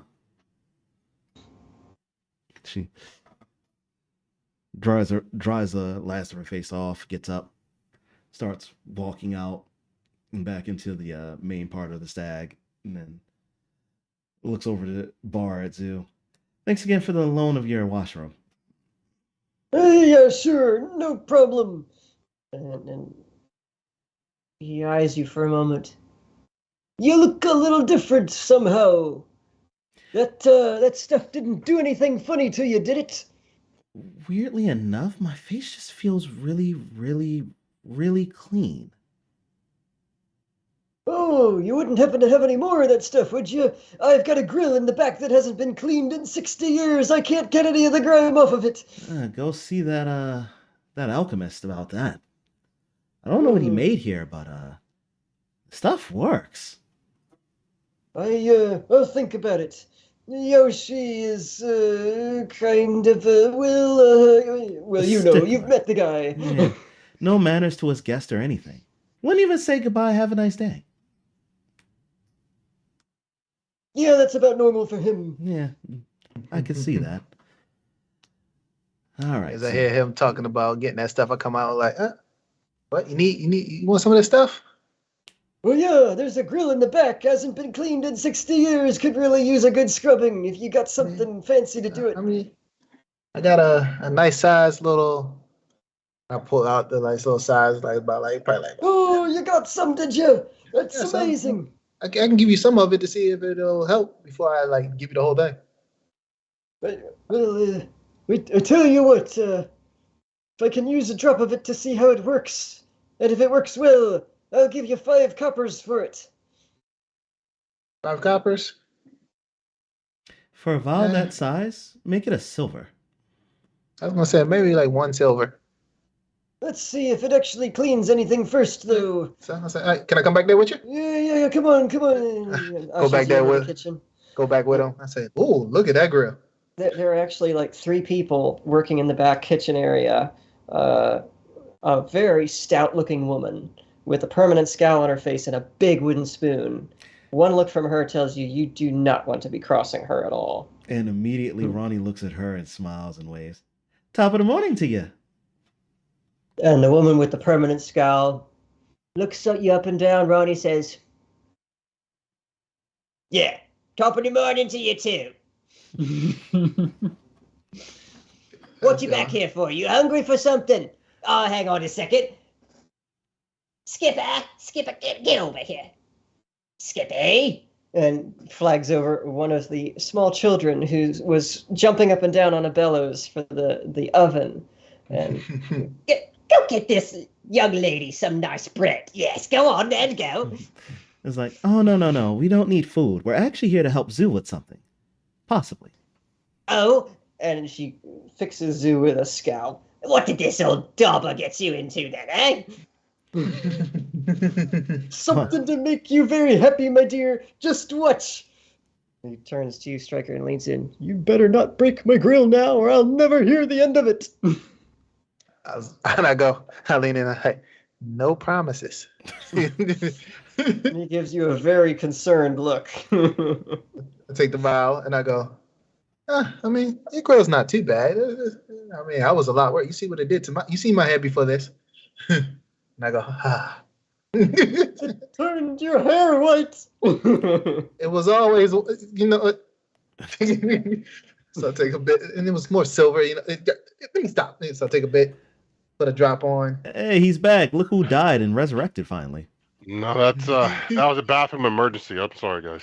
Told you, gluten-free stuff. There was maybe some nuclear options involved there, yeah. Yeah. Oh no, I had to go. That was.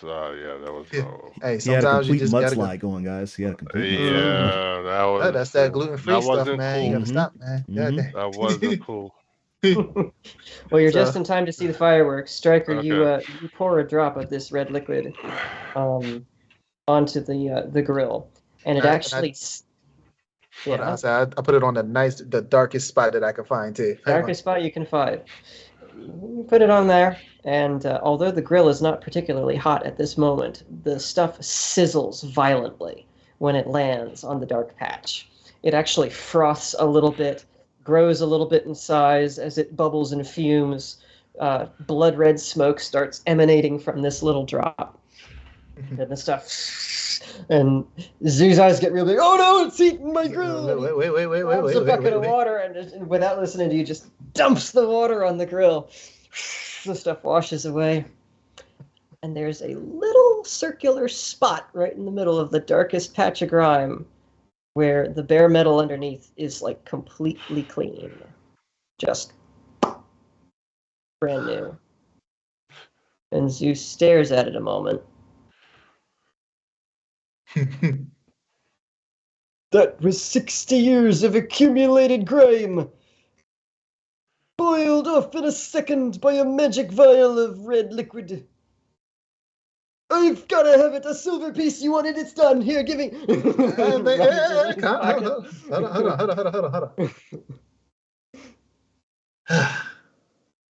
Jeez. How about this? I take the vial. You're not gonna up the price on me, are you? No. How about a silver piece and a couple extra loaves of bread to go?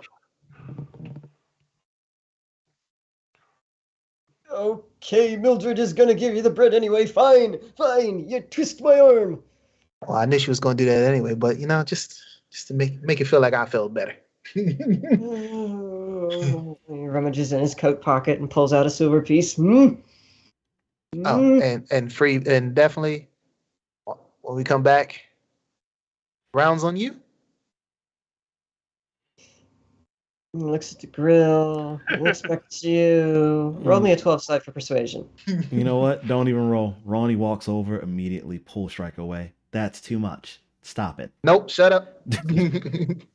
Let him spit his 11.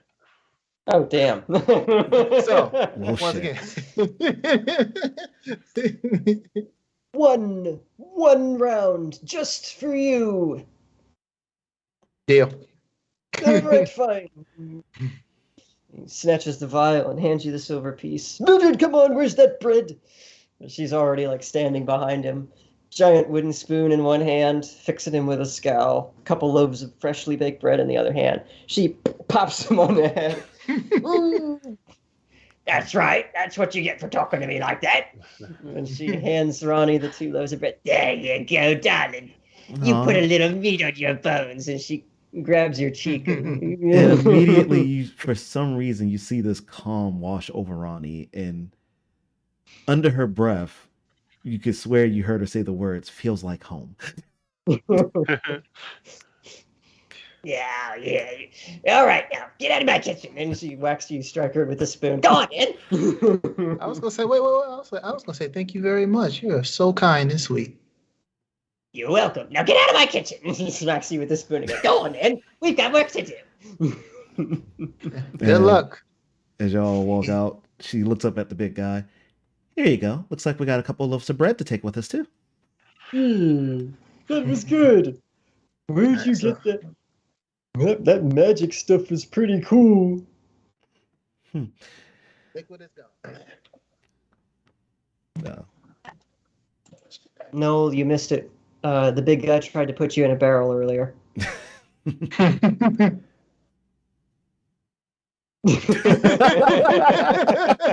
His blank expression and his nonplussed attitude to it just makes this moment for me.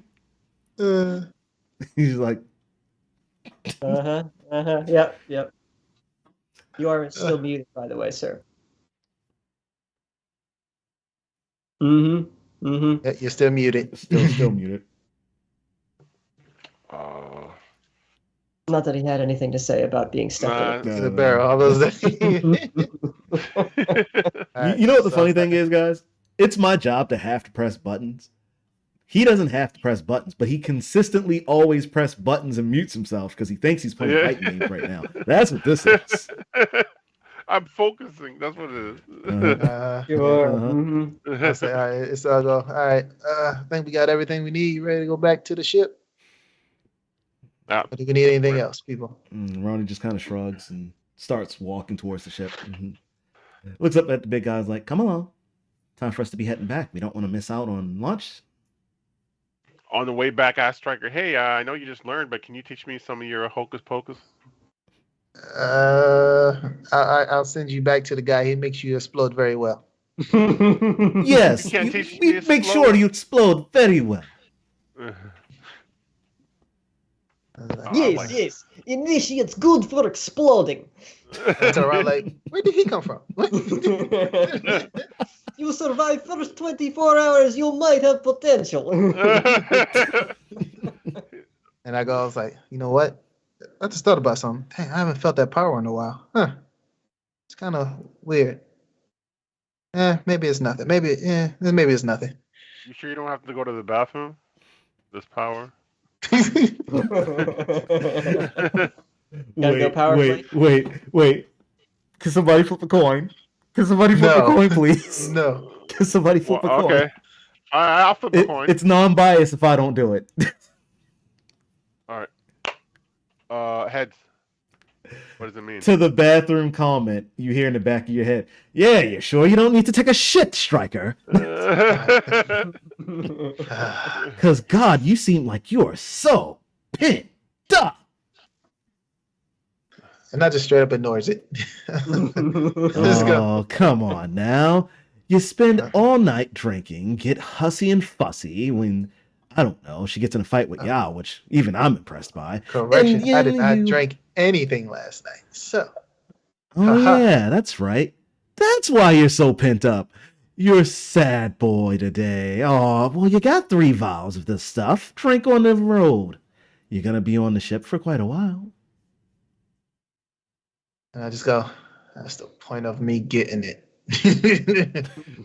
And I storm off and start walking fast. Aw, why are you being so huffy and puffy? You're acting worse than a child. Get away from me. Oh, I would be away from you had somebody not have held on to some of my ashes. What? I know what I can do with your ashes. Don't Where's you the dare. cat? Where's the Don't cat? you dare. I swear to God. Stryker, if you do this, I'll make sure I haunt you for the rest of your days.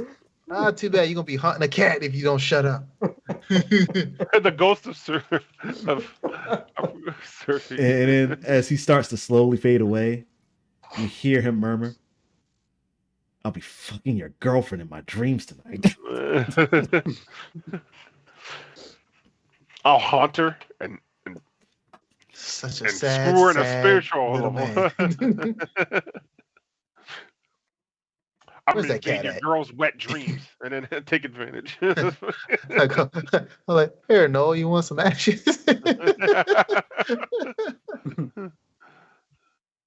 Say, go haunt his wife.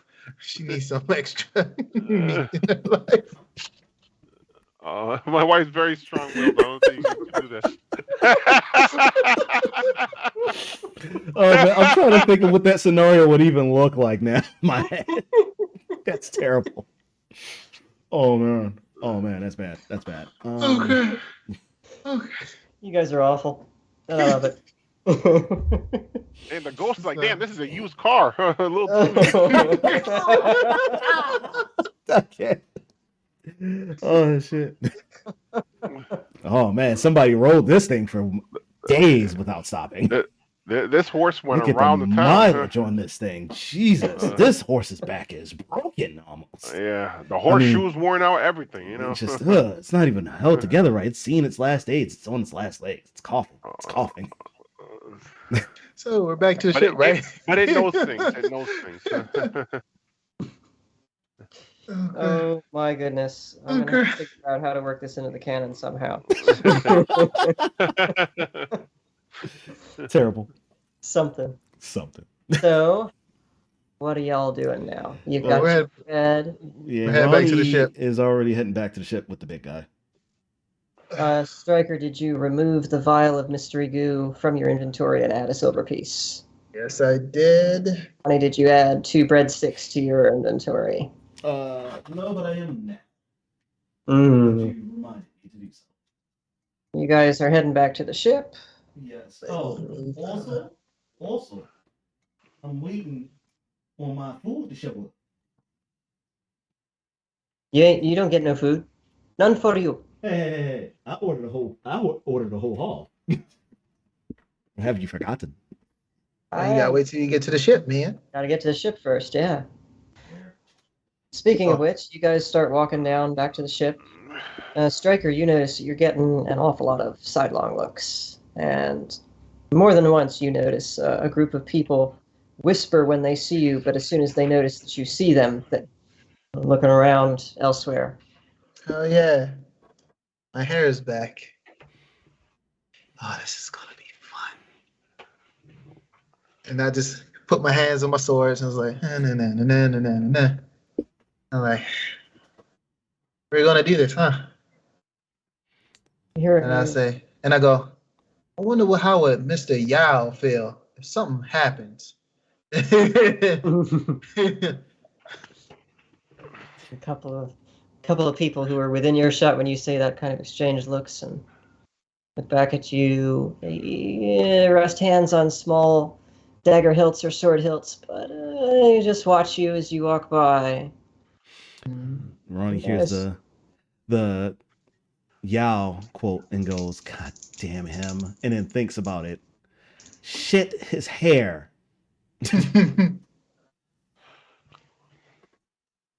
Well, you guys managed to walk all the way back to the docks without anybody raising a hand against you.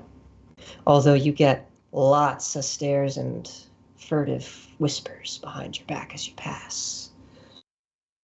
The whole city definitely knows that you're in town at this point by the time you get to the docks, but nobody's decided to act on it yet. We'll be out of town soon.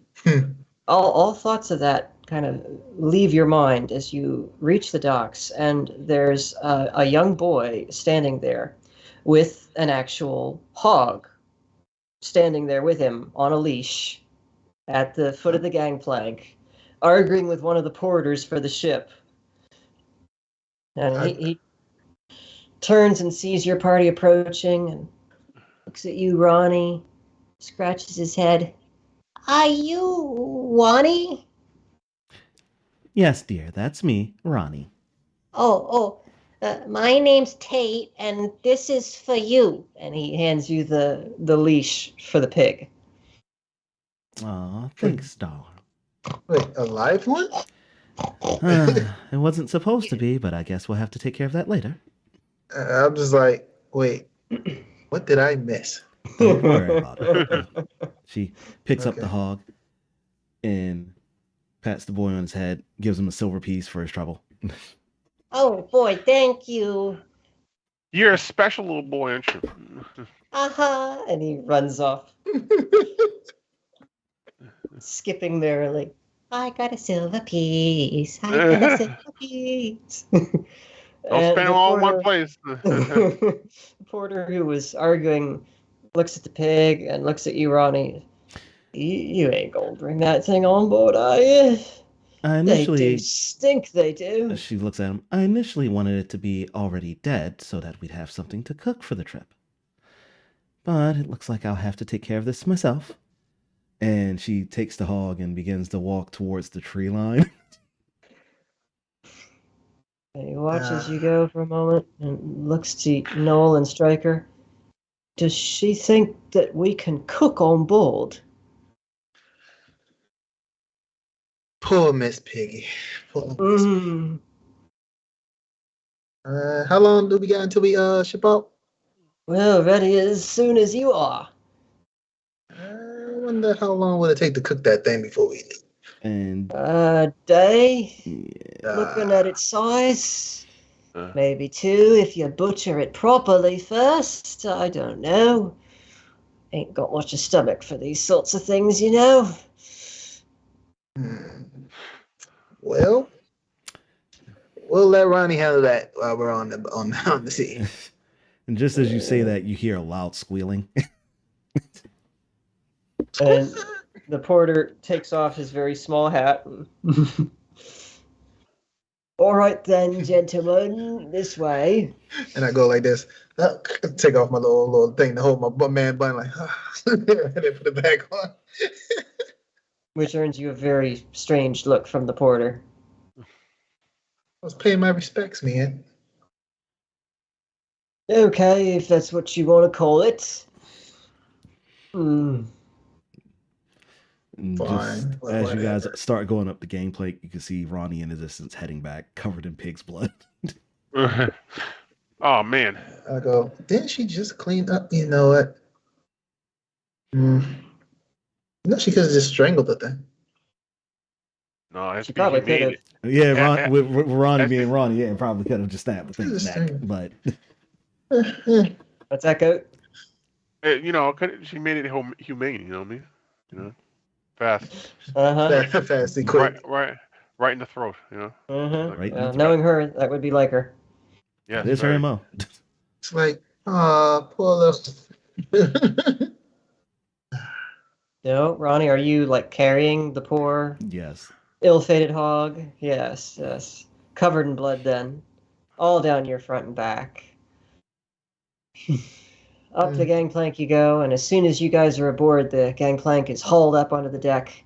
Mooring lines are undone, and people start pushing the ship away from the docks and out into the lake. So then, and Captain Nuril swaggers up to where you guys are standing on the deck, looks you up and down, Ronnie, looks at the hog, shakes his head for a moment. What's the plan then for dealing with them blockaders? Lost my word there. At that point, we're gonna have Noel here tell them that we're coming back to meet with Altana and Burke in order to discuss the mission that we just came off of for them. Hopefully that will be enough to convince them to let us through. Yeah, I'm a man of authority and importance. It'll definitely work. Roll me a 12 side. Yeah, so yeah, he's really important, guys. I got an 8. Yeah, and you've got a +2 on charisma. Captain Nuril, he eyes you a little bit and then shrugs his shoulders. All right then, we'll give it a shot. Yeah, you can you could trust me. Immediately, Ronnie's face goes from confidence to slight disbelief into like almost a straight grimacing as she hears those words from Noel. Well,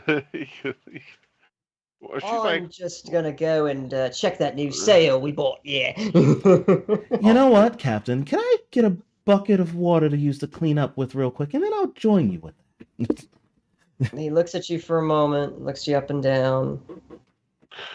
Lassie, I'm afraid a bucket of water ain't gonna help you with that, but there's a rope ladder over the side. She looks. You know what? Fuck it. And literally just dives right off. And as she's dived off, Nuril kind of toes the boar and looks to Noel as the person of authority. So, what's she fixing to do with this then? This ain't some kind of battle ritual or something, is it? You could say that. Just trust her. She's man. It's gonna be all right. All right.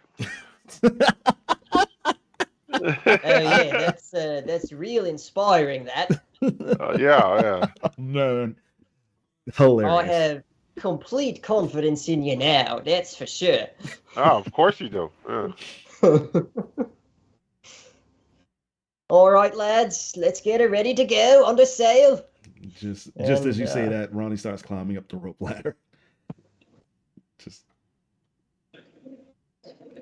hair flopping mess, like literally just like draped over her face like this. You know, I think I might actually finally be sober after that.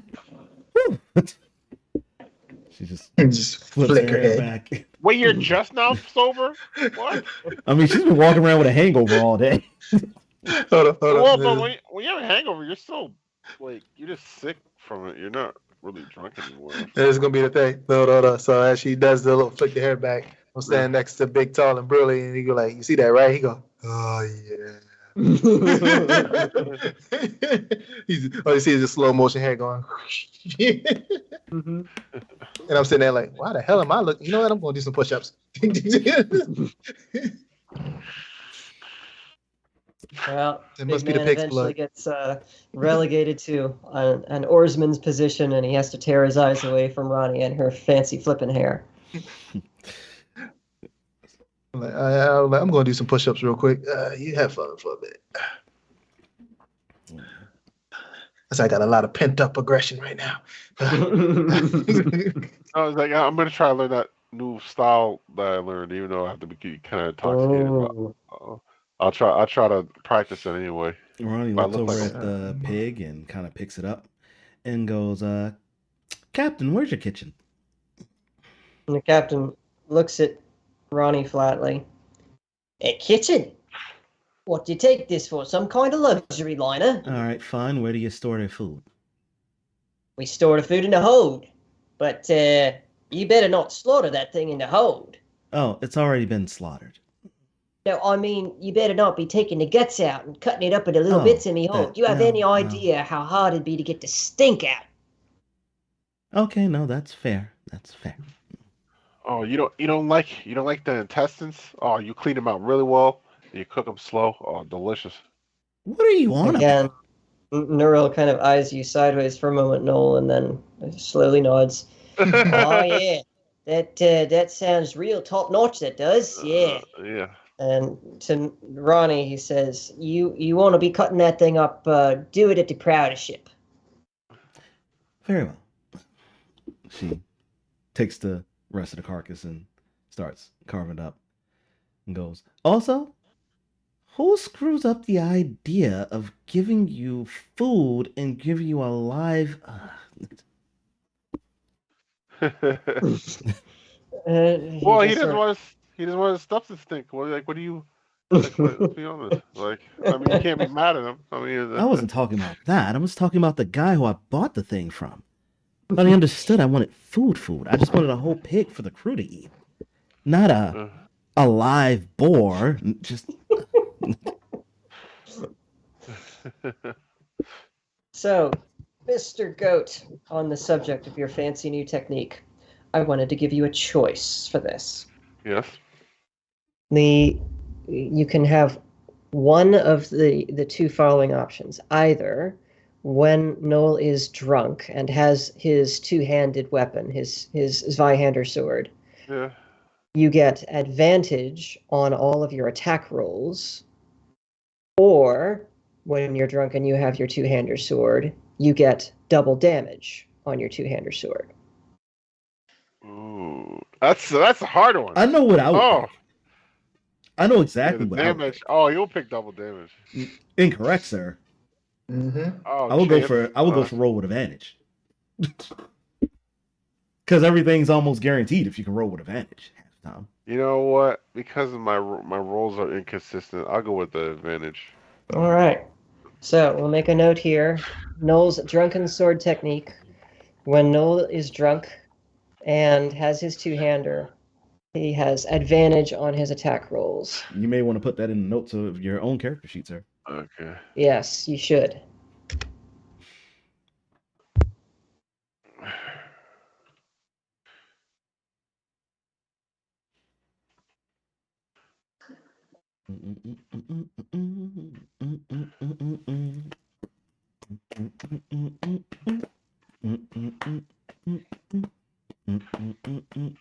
Can I practice the drunken spear too?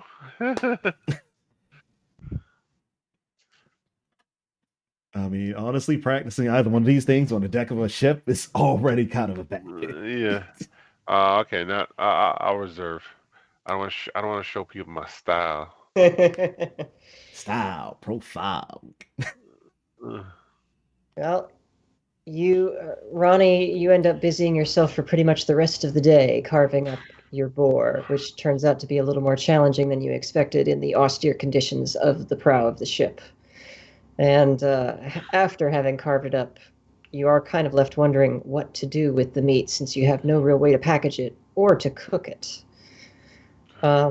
Noel, you spend a good part of the day practicing with your drunken sword technique, although not being drunk, until you accidentally slip on a slick spot on the deck and bury your sword in the mast, at which point Captain Nurl respectfully asks that you maybe not do that on the narrow deck of the ship. Oh, I go. Oh, sorry. Yeah, I'll halt my my activities. Thank you, mate. You understand, of course. Can't have you chopping down the mast, not if we got to outrun a blockade. She's already done a number on it, the poor thing. Ronnie just kind of looks over. It wasn't that bad. And he points to the gash that's almost halfway through the mast. Okay, maybe it was a little bit. Oh man, this is a really good sword. Not even like a, it's still sharp after that. And Stryker, what are you occupying yourself with in this part of the journey here? Just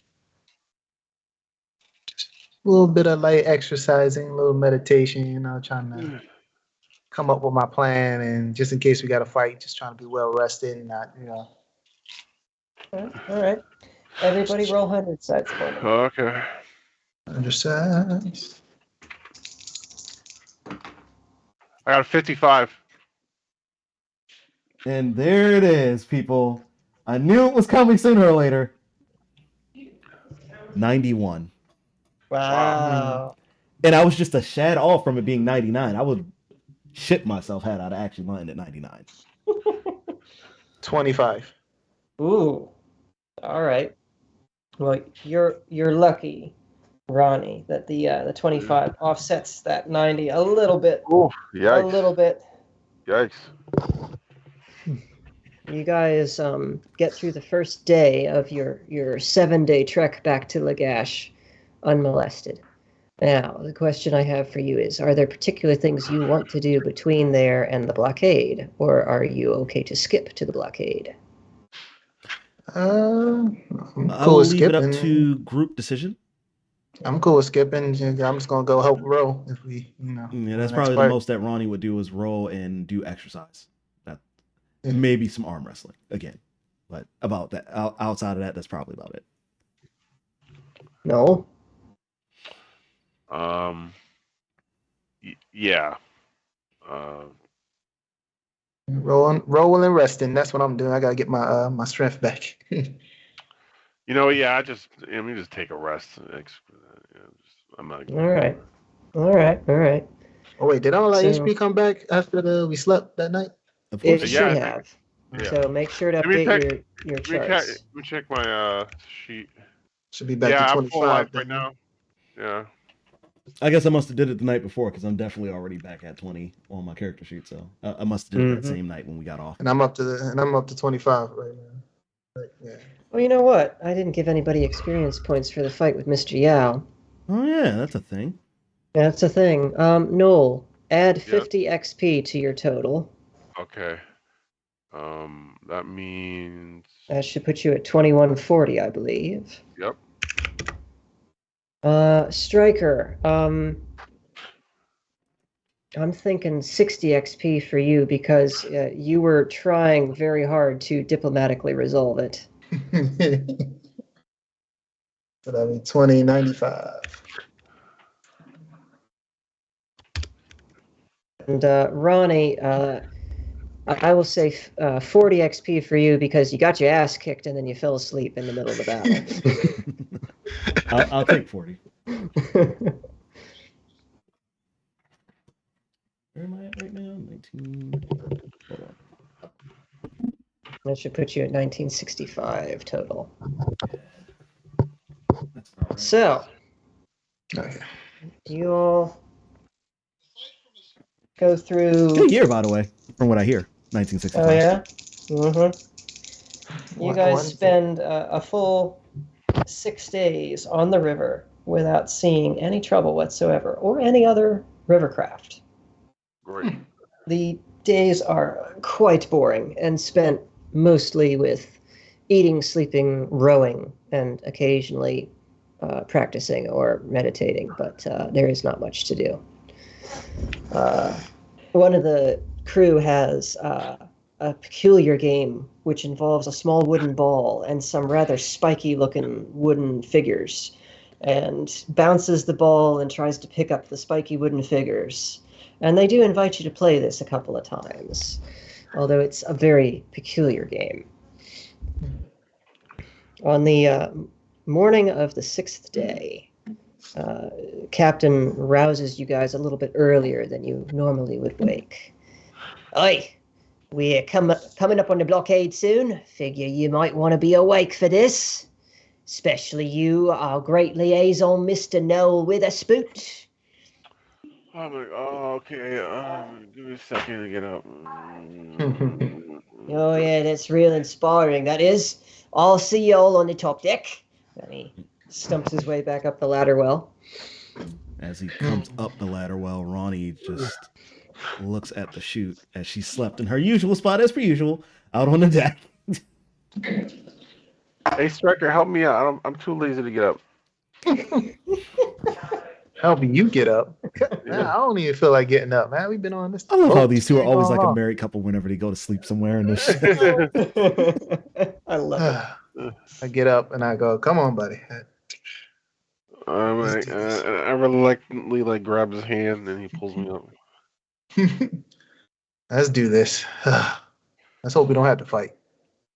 Don't mess it up. No, never. And what's my lines again? God damn. We're all gonna die. This is how I die. My ancestors will be very disappointed in me that I didn't die in battle. Die because this fool just doesn't know how to say, "Let us pass." Oh no, that's more complicated than that. You need more little like. All you gotta do. Well, Ronnie's not down there, but all you gotta do. I was like, "Come on!" So we head on up. You shall not pass. Hey, Ganondorf, how'd that work out for you? Oh, it didn't? Well then. He didn't pass. But he did eventually, didn't he? Yes. Go sit in the corner. So we head on up to the top. Guys, head up topside. It's still pretty early. The sun's very low on the horizon. Not much to see. Empty river. Boring expanse. The usual humdrum. Ronnie's It all looks like the same part of the river as any other. You don't know how the captain knows you're close to the blockade. Ronni just kind of sat up against the mast like she has been so many nights, especially while she's sleeping. Facing starboard, watching as the sun slowly creeps up the horizon line and gets a weird feeling that something's not right about this view.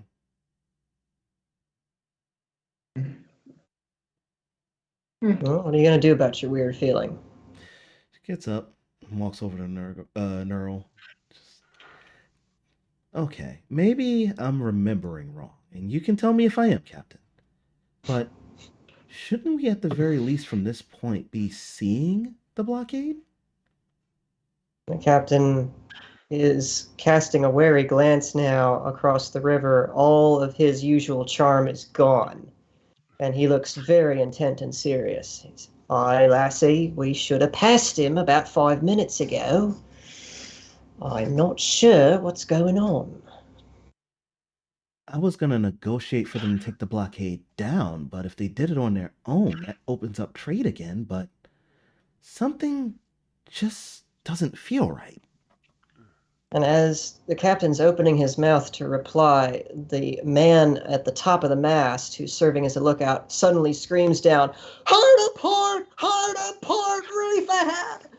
And the captain, without answering anything, just heaves the tiller over as hard as he can.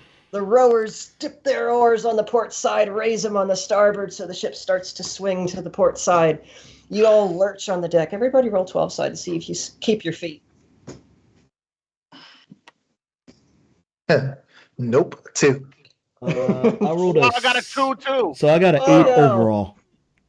So Noel puts on a tutu. Striker falls flat on his face. Noel, you fall on your ass in your tutu. I'm like, oh no. Yeah, my decks wouldn't even save me. So No. You guys both fall flat on the deck. Ronnie, you just barely manage to keep your feet. And as you're staggering and grabbing for anything to hold yourself up, you notice a dark shape in the water pass very close by the starboard side of the ship. Ronnie's eyes just kind of widen. What the hell is that? And the captain, having sort of regained the tiller, peers over the rail as this thing passes on the right. Well, I do believe that be the hull of an Uruk ship, sunk to the bottom.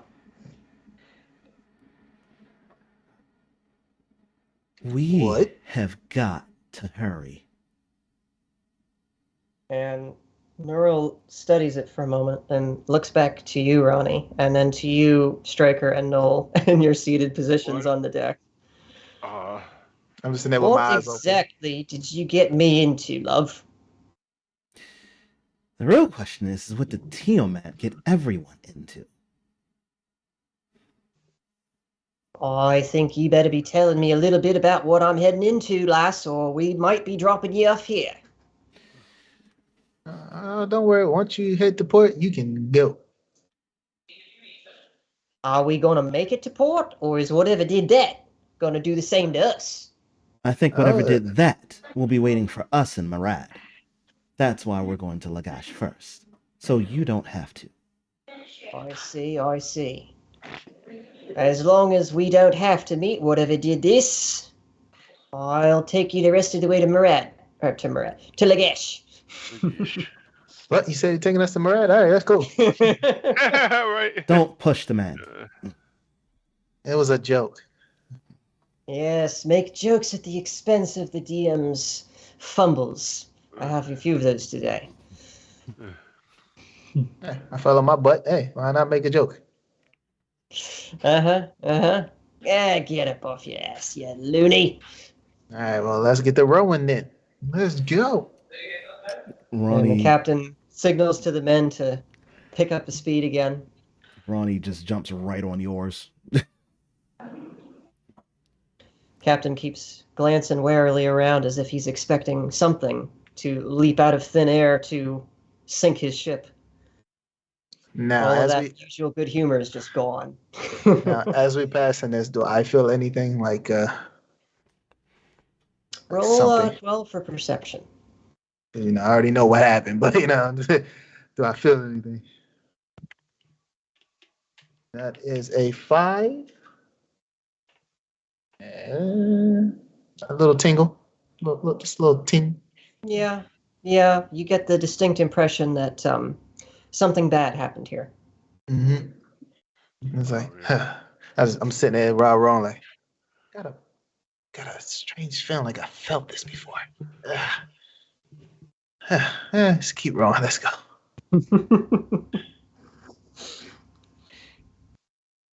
Give me 100 sides across the board.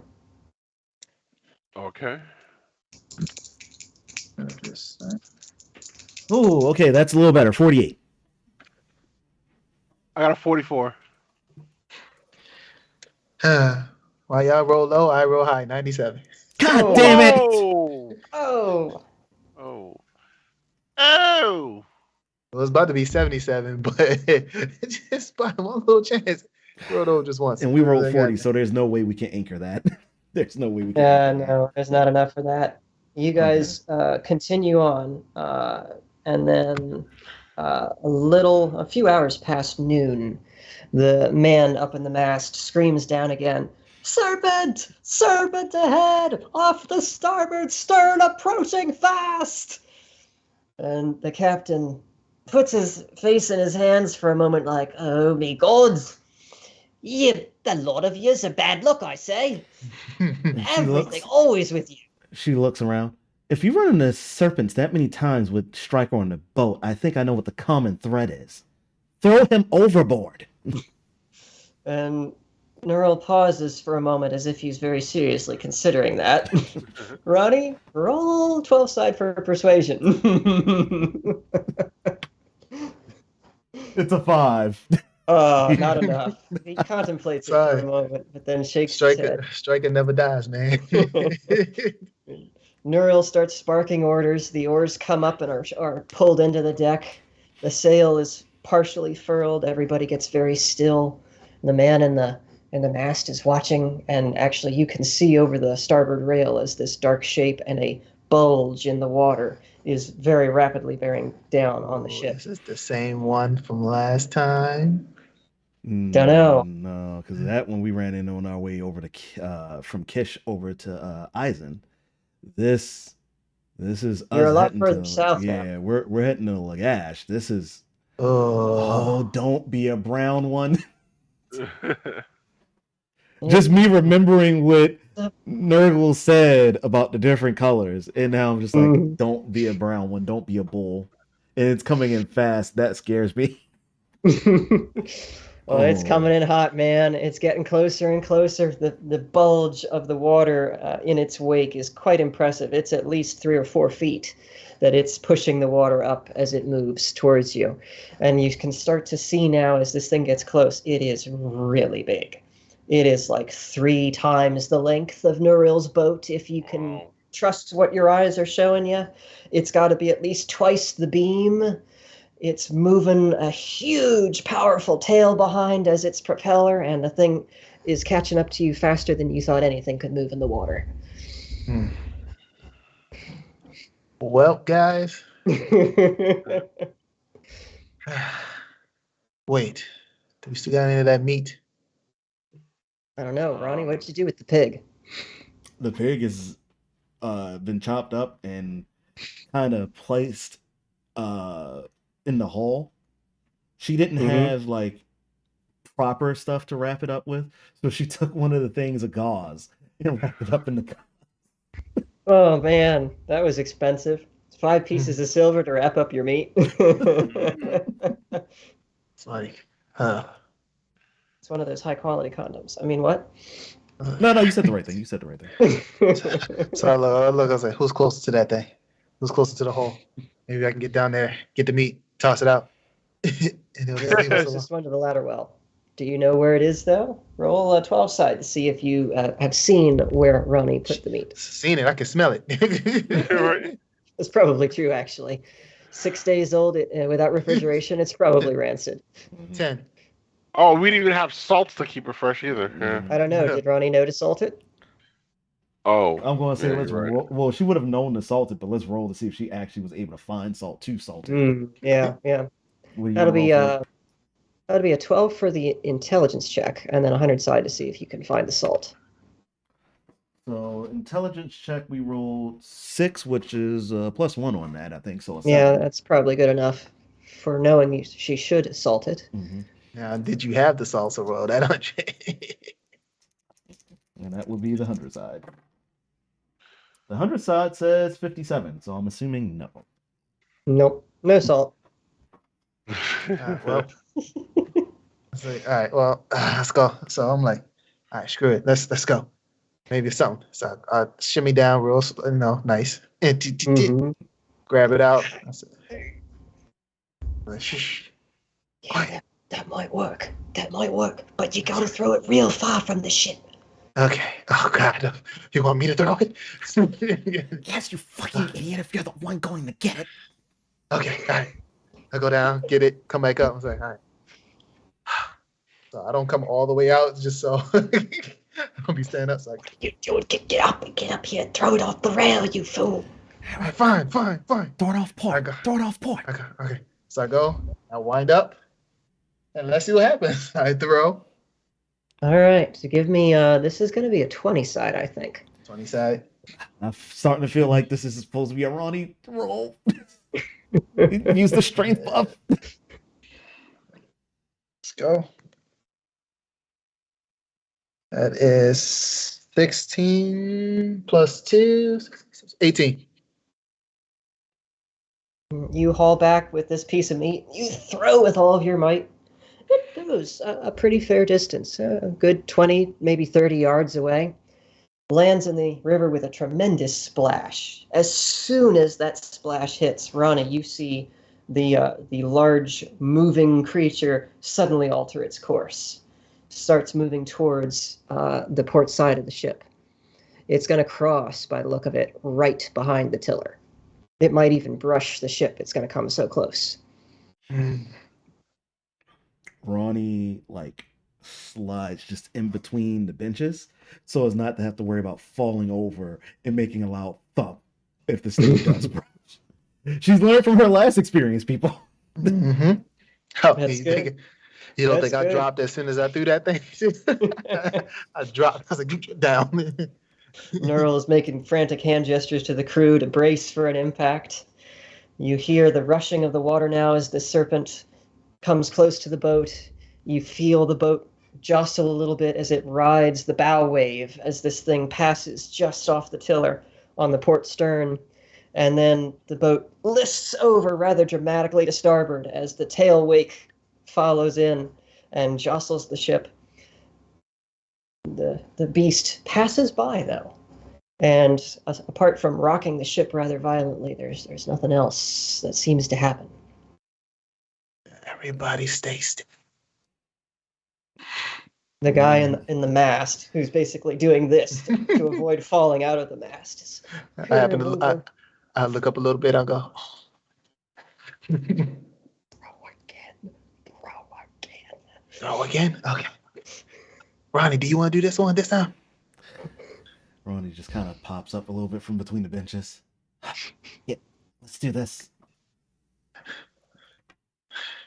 I was like, I look at how much we got. I said, "We probably got at least 2 more throws. So you do one, and hopefully, it'll just be it, and it'll be done." But She just Gotta takes back the, up just in she, case. she takes the pig's head because she knows that that's not the piece that he threw. It just picks it up and winds back. All right. Give me a 20 side. Oh, 19 plus. Are we running strength modifier or attack modifier? Attack modifier on this. So plus 7.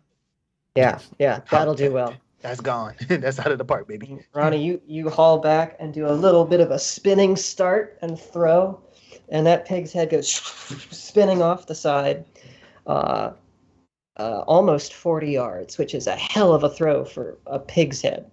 Tremendous splash, and you see, as soon as it hits the water, the large, dark shape of the sea serpent suddenly jerks and turns towards the sound and begins flowing through the river after this thing. Meanwhile, the current is continuing to carry you downriver, and you're very slowly drifting away from this creature. And Ronni looks at the captain for confirmation if they can start moving yet, or does she need to do one more throw? Roll me some 100 sides.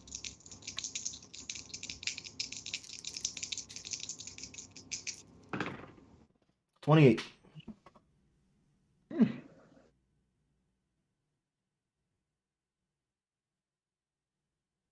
Mr. Ross, what'd you get? Oh, all of us supposed to roll? Yeah, he said roll me some being multiple. Well, 100 sides. this person up right there. Look at that person. Wait, Yeah, I know. We lost Goat. did Goat die? I think Did Goat die? Go, wake up! Go! Nope. He's been eaten by the sea serpent. Oh, no! Oh, well, I got 25. Wait, I have a plan. All right. I have a plan. Knowing him, he probably forgot to turn his ringer off. No, leave him be, because we're almost the end of our session anyway. Oh, very Between the two of you, that is enough. I rolled for him. Oh. You drift a little bit further down the river, and suddenly you hear this tremendous thrashing in the water now about 100 yards behind you as the creature seems to be going after what you threw. you see a small dark shape that looks like it might be half of the boar's head suddenly jump out of the water and then back in, and some very impressively sized sets of jaws come out and snap it out of the air before it hits the water.